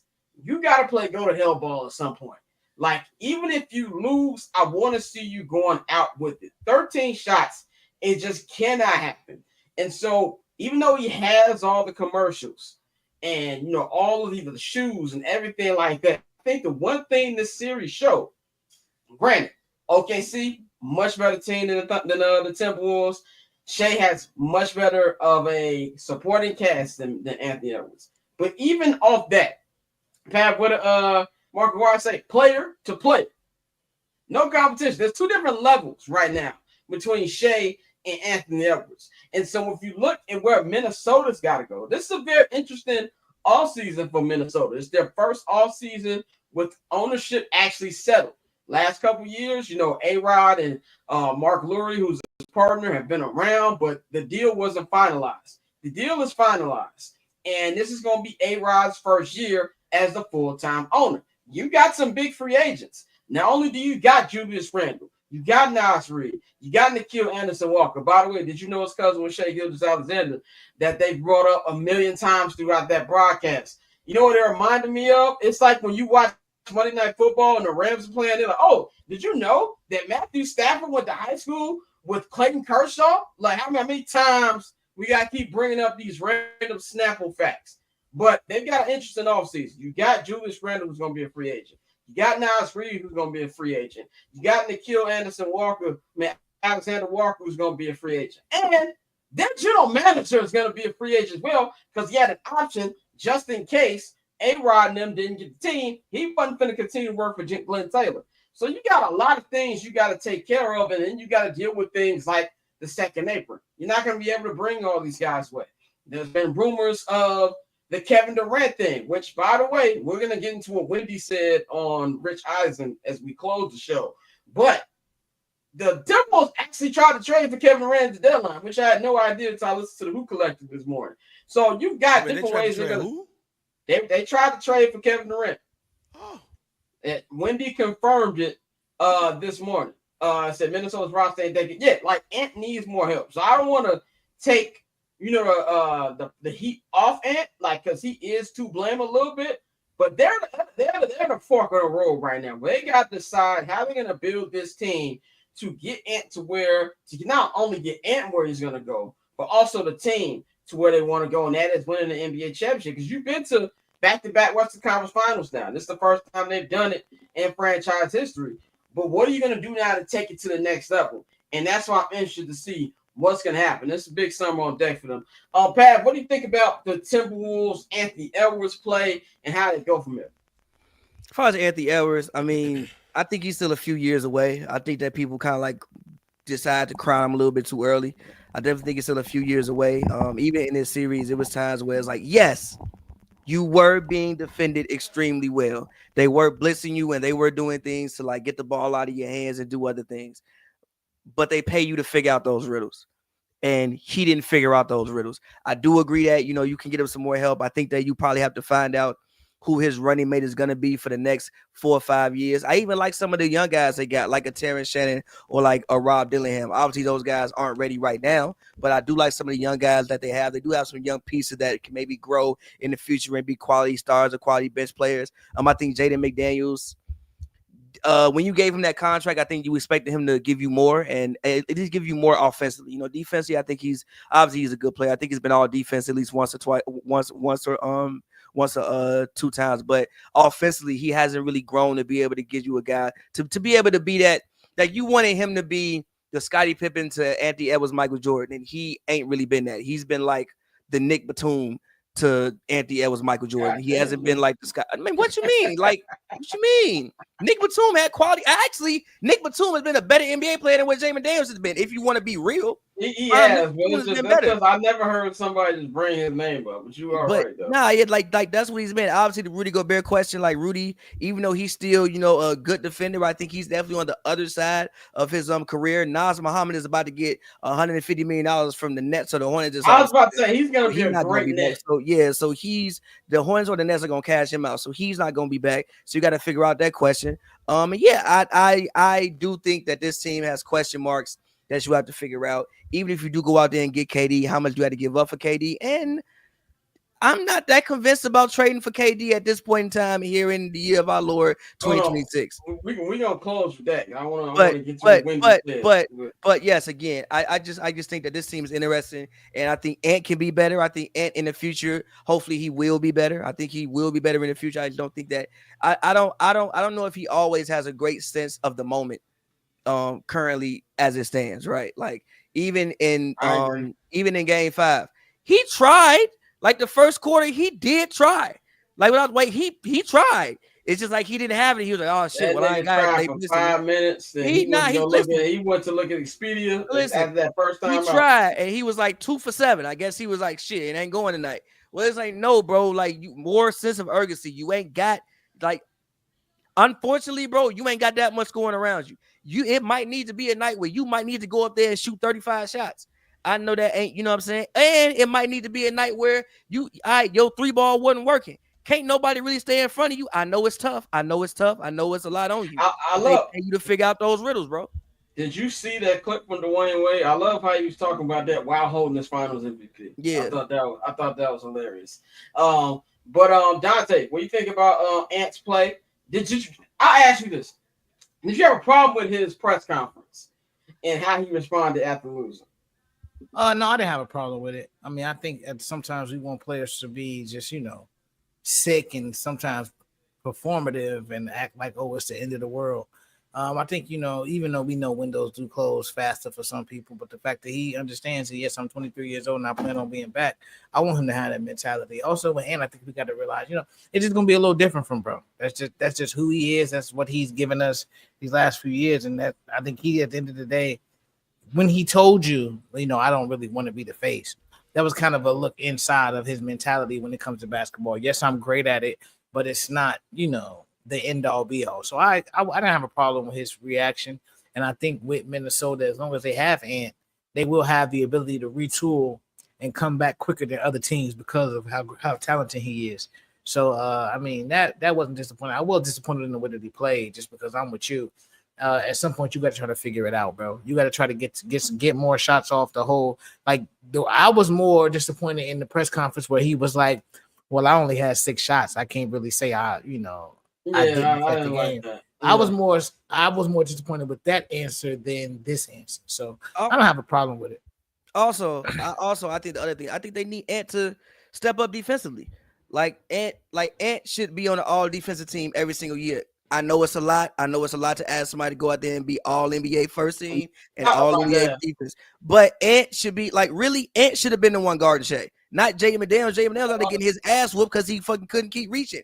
Ant should have been the one guarding Shea. Ant is actually the guy who is athletic enough. Ant is a much better athlete than Shea. He much faster. He's stronger. He all that than Shea. You should have been the one taking. You know what? You the MVP. If I feel like I'm the best player, I'm taking this challenge for, if not 48 minutes, but I'm taking this challenge. So I also need Ant to. This is again about not recognizing the moment. You got to step up, bro. You are the best offensive and arguably, especially on the wing, defensive player on your team. They need you to do that every single night, especially in those kind of moments. You got to take those challenges. I 100% agree. Van, what you think about Ant and what's next for the Wolves? About to bring my comparisons again. I don't have a problem with the press conference, by the way. I think that comes for growth. But I also think that Ant might just be he's just very immature in how he comes across and how he says things. But even when we having these faces in the NBA conversations, fam, everybody's not gonna be Allen Iverson. Everybody's not gonna be Vince Carter. Somebody got to be Stephon Marbury. I think that's the conversation that we're going to mess around and start having when it comes to Ant-Man. When you talk about that star or superstar level, when you start doing these comparisons, who are these people really? Is he's going to be that person that is going to be the best player on your team, but he's not going to be anybody that's going to get you over the hump? Or will he gradually finally get it? I don't know. And that's based off of some of the things that we hear. Does he have the talent to do that? Could he be a real extra try hard type of person? Don't know about that either. At some point, we're going to have to see that with the team that he's at. At the same time, I do believe that you're correct. And when you look at the roster and you realize how much does he really have around him. But with that second and third row, that roast that all y'all be talking about, let's also be real. Everybody ain't really got it like that. It's going to be around just drafting and who you fit around people, just like it was in the 80s and 90s. So it's really going to be incumbent on him to lead and not and to grow up. I'm not gonna hit folks with the Kendrick Perkins quotes and everything. Yeah, about Kendrick was wild. I knew where Kendrick was coming from, but he was wild. Go ahead, fam. Vince Carter might be a great comparison. We might be looking at Vince Carter. Bingo. That's what I'm saying. We might be looking at Vince Carter. If you look at Vince Carter a few years in his career, motherfuckers thought Vince Carter's finna be man. I never thought that, but people did. I never was met one Vince of like them. that, I but was people one of them. did. We might be looking at Vince Carter, That's and you all know I'm what? saying. That's okay. Like I've always said, what did Vince Carter do besides go graduate? Like he won a dunk contest and the nigga went to graduation and missed the game. So I hope we not looking at Vince Carter, nigga. I pray we not, but you right. That is a very good comparison. Like you got players like Vince Carter, you got players like Stephon Marbury, you got players like Ray Allen. That when Mike left, you had all of those young people. And everybody like, this could be the face of the league. This could be the new face of the league. And all of that stuff. None of them niggas was the faces of the league. Allen Iverson was the face of the league for that short time before they really gave it to Shaq and Kobe and stuff. That's all I'm saying. Like, that's why this whole face of the league thing to me is a very immature conversation as well. The face of the league is about entertainment. It is entertainment based. So when you look at when LeBron, Steph, and KD are done, is Ant-Man gonna be Allen Iverson? Is he gonna be Vince Carter? Is he gonna be Stephon Marbury? I'll even give you a hot take. I think between the next 2 years, because I don't think they're gonna be able to afford him. I think in the next 2 years, he's not even gonna be in Minnesota. Oh well, I've been saying that for a year and a half. And he's the next one to demand a trade, which is a perfect. No, I don't think he's segue. gonna demand it. I think they just gonna be like, yo, we can't afford your ass. Like they gonna hit his ass with the major league too when they traded the nigga over the goddamn the White Sox because they couldn't afford him. I don't think Alex Rodriguez gonna look at that. I'm broke. Hey, I'm finna do to you what the Rangers did to me, nigga. We can't pay you right. anymore. Exactly. But this actually a perfect segue to my next question. I'm gonna set the scene for y'all. It is May 2035. Okay, who are you taking for the next 10 years? Shai Gilgeous-Alexander or Anthony Edwards? Like, who do you think? Like, if you had to just take one guy to build your team for the next 10 years, who would that be? I'm gonna go to you first, fam. Shai. Reason being.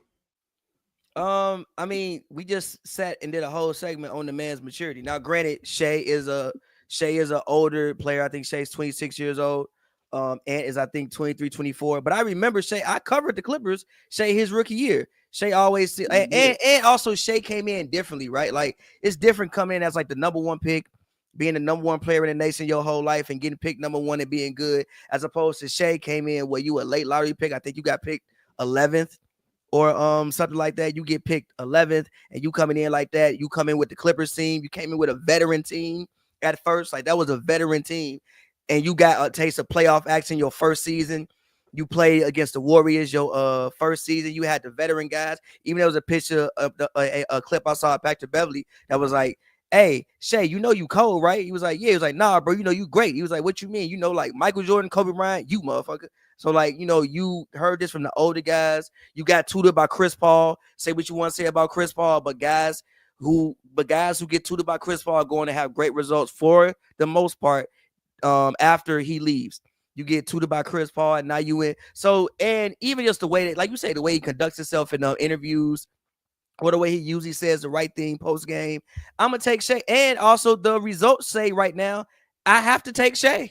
Like at some point in time, we got to be results based. Shai's the guy who he's won MVP. He's about to go to the finals. He may be a champion. He's still only 26 years old. That in 10 years he'll still be 35, 36. I'm going with Shai.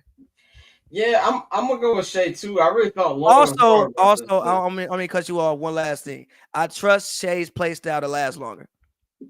Yes, that too. I hate to say it, but Anthony Edwards looks like he's a knee injury away from not being the Anthony Edwards that we know him to be. Might sound a little Republican, but give me some grace. When it comes to owning a franchise, if I'm gonna give the keys to my investment, I'm giving it to a man who I know can carry the investment of my team. Like we just talk about on and off the court, because I think on the court, if Anthony Edwards can reach his potential, I think it's more of a conversation. But if we take everything that Shai has already done, Hold on. Let me finish, nigga. If you take everything that Shea has already done, being an MVP, probably gonna be an NBA champion, and a guy to me, he's facing the league worthy. You know what I'm saying? Like, I don't know what Ant gonna do. You know what I'm saying? I don't know what Ant's gonna do that's gonna mess up my investment. And they ain't got nothing to do with him playing on the court. I'm not saying Ant is a bad guy or anything, but I don't know what the nigga gonna do. You know what I'm saying? Like, I trust Shea more in that situation than I would. Go ahead, Dante. I know you're feeling to say something. I'm gonna just say what everybody want to say. I think Shea is less likely to get arrested, my nigga. So that is the nigga that I'm gonna pick to lead my franchise over the next 10 years. Ant, you rolling the dice. As great as he is, man, like, you don't know. Ant's still a nigga. Like, he is. Like, he is. So no, that's I think that's what y'all been wanting to say. I was trying to say. I wasn't trying. That's just the reality. Like, he's less likely to get arrested. Like, Shea cool. Shea be chilling. You know, I think Shea has good people around him. I think that does matter. And so I think, like you said, in terms of everything, we don't like doing this, but when you got to look at off the court, on the court, yeah, I think I'm gonna take Shea 10 times out of 10, and I really think Ant is gonna be great. But I think in terms of like you said, everything that goes in with being a franchise player, I'm gonna take. Give me SGA. But like, even look at SGA's MVP conference press conference. His speech. Imagine that was Ant. Like, picture in your head Ant's MVP speech. It would have been nothing like that. Like, even AI, at least AI wasn't a nigga. Like AI was a nigga, but Ant is a different kind of nigga, bro. Like, even AI wasn't this. Like AI had been in jail by the time he won it. He had literally got framed and been to jail, bro. AI got his MVP with a do-rag on. Like, right, and I get it. But I'm just saying, I ain't got to worry about AI getting MVP and cussing all MVP speech. Is all I'm saying. AI was him, but you don't know what Ant gonna say on that microphone. AI was him, but even when he got his award, like, he was tearful and shit. He was like right, exactly. What all he been through, nigga. Thank you, Larry Brown. Nigga that got framed and went to jail in fucking Virginia. He thought it was over with, nigga. I bet he was crying. Fuck you mean? I'd have been crying up there too, nigga. Like, oh, I made it out. They did. I was trying to put that nigga in jail for life for starting a bowling fight. Trying to say he tried to maim a nigga. They try to say he maimed somebody, G. You know how crazy that is?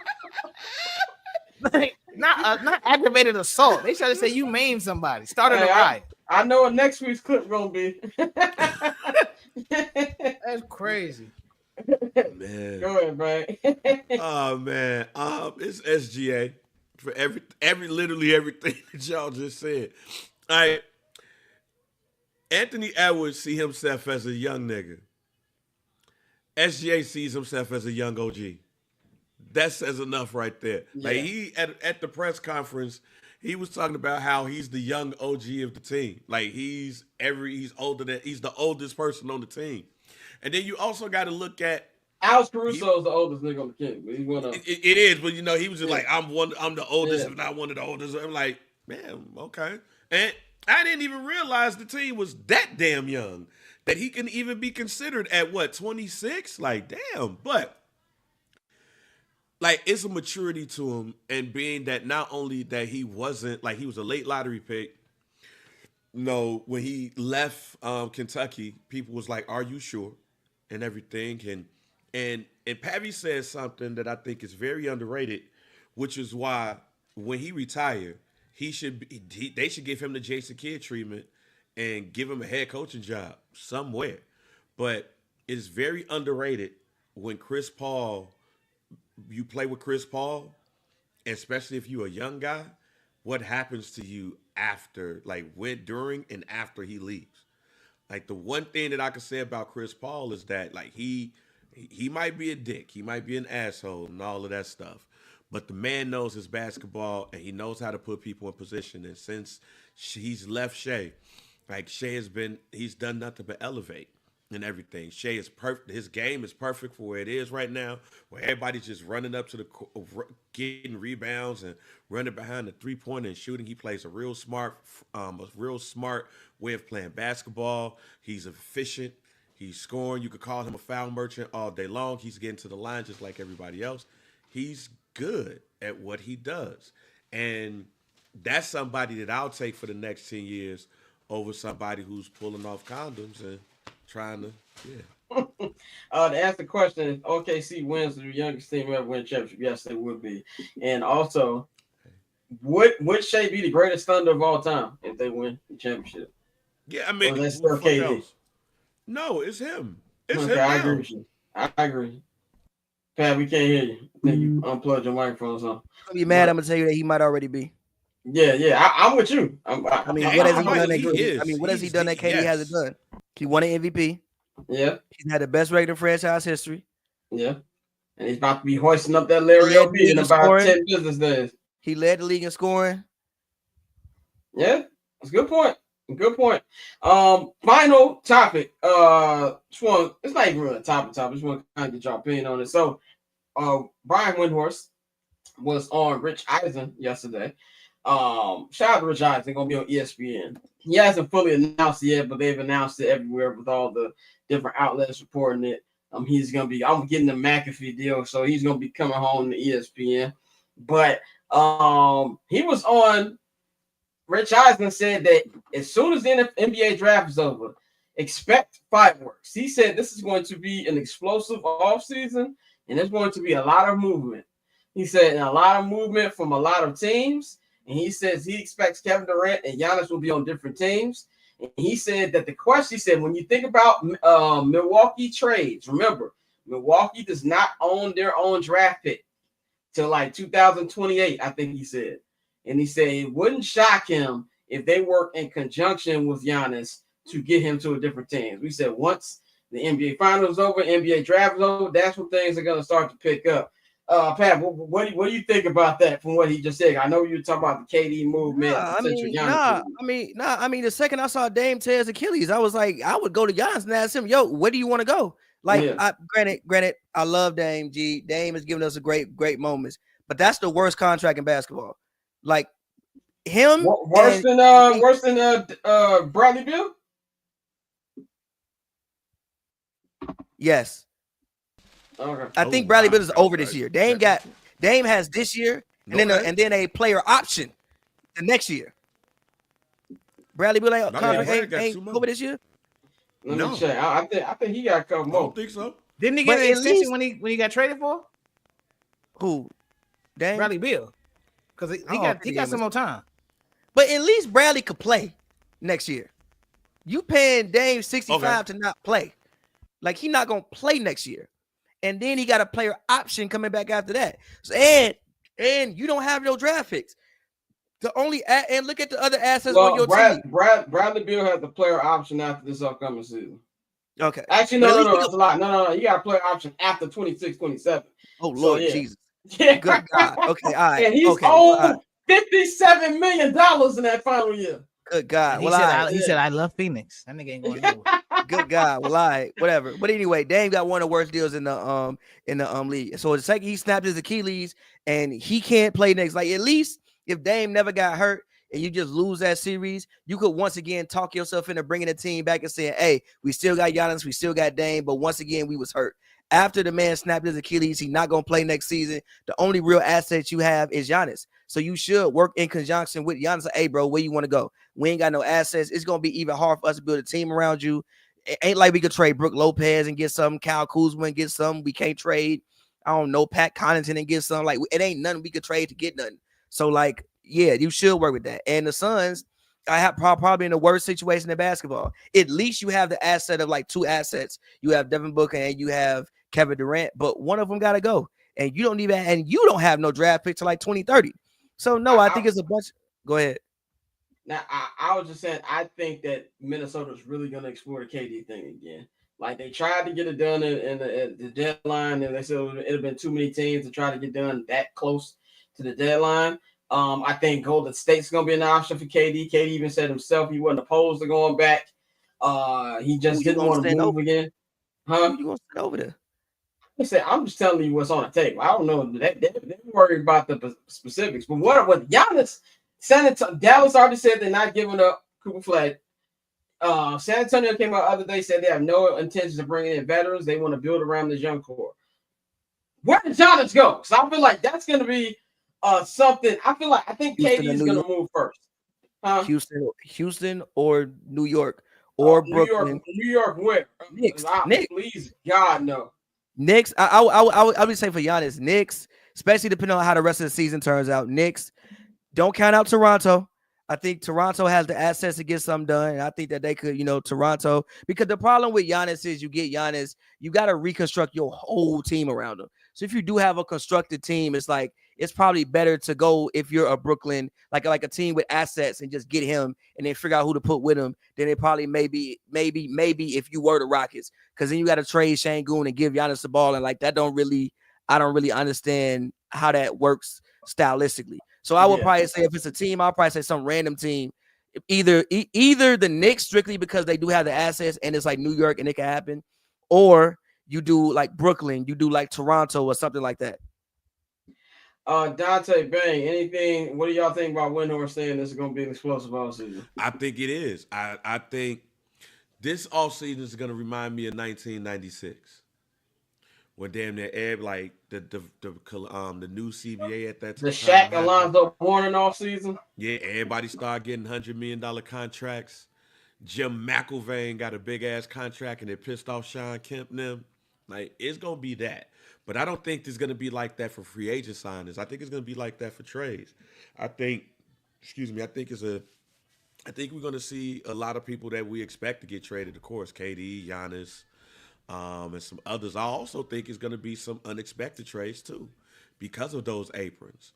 Now you're going to have owners start looking around and saying, how do we break this team down and tank a lot quicker? And then you're going to have people like, yo, how can we jump into this fray? Because even though we're looking at the West and seeing how dominant like a lot of these, like that conference is, and how it's a gauntlet just to get out of it, even though we look at that, there's still a lot of transitioning that's going over there too.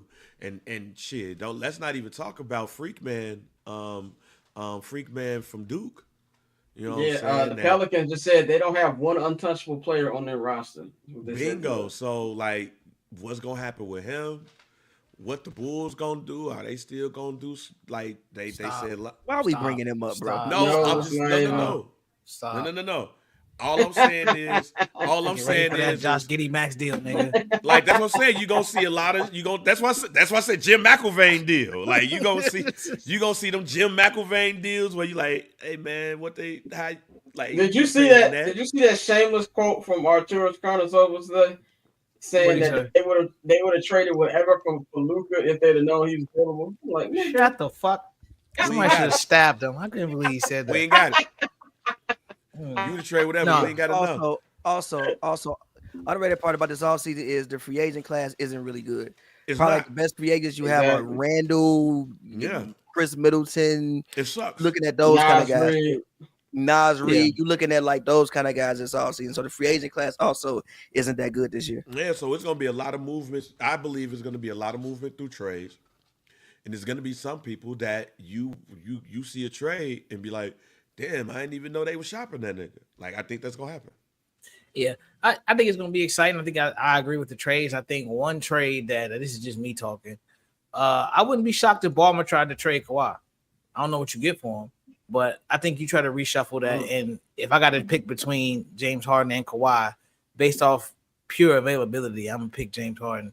And I know we see him fumble every year in the playoffs. I ain't gonna hold you. Give me Kawhi, G. Hard you go. Yeah, me. He not gonna play. He not gonna play, G. I don't care. I don't care. At least I don't give a fuck. At least I take them 25 games of Harden. I'm gonna take them 55 games from Kawhi. Then this shit that we be seeing from Harden, I'm not gonna lie to you, bro. Nah, bro. But no, I do think it's gonna be. I agree with Bang when he says it's gonna be some trades that are surprising because like people don't understand like. That CBA is pretty much created a ticking time bomb for every team, where at some point you got to blow that bitch up. Otherwise, you just cooked. So I'm interested to see the moves that get made. I know Giannis. I think Giannis will be gone. Where he goes, I don't know. I'm not even gonna pretend to act like the Bulls are on anybody's radar as much as I want them to be, as much as we should be, because we are one of those teams that are stuck in NBA purgatory. Even though it won't happen, it would be funny if they landed. Yeah, it would be great. It would be great, but no, it ain't gonna happen.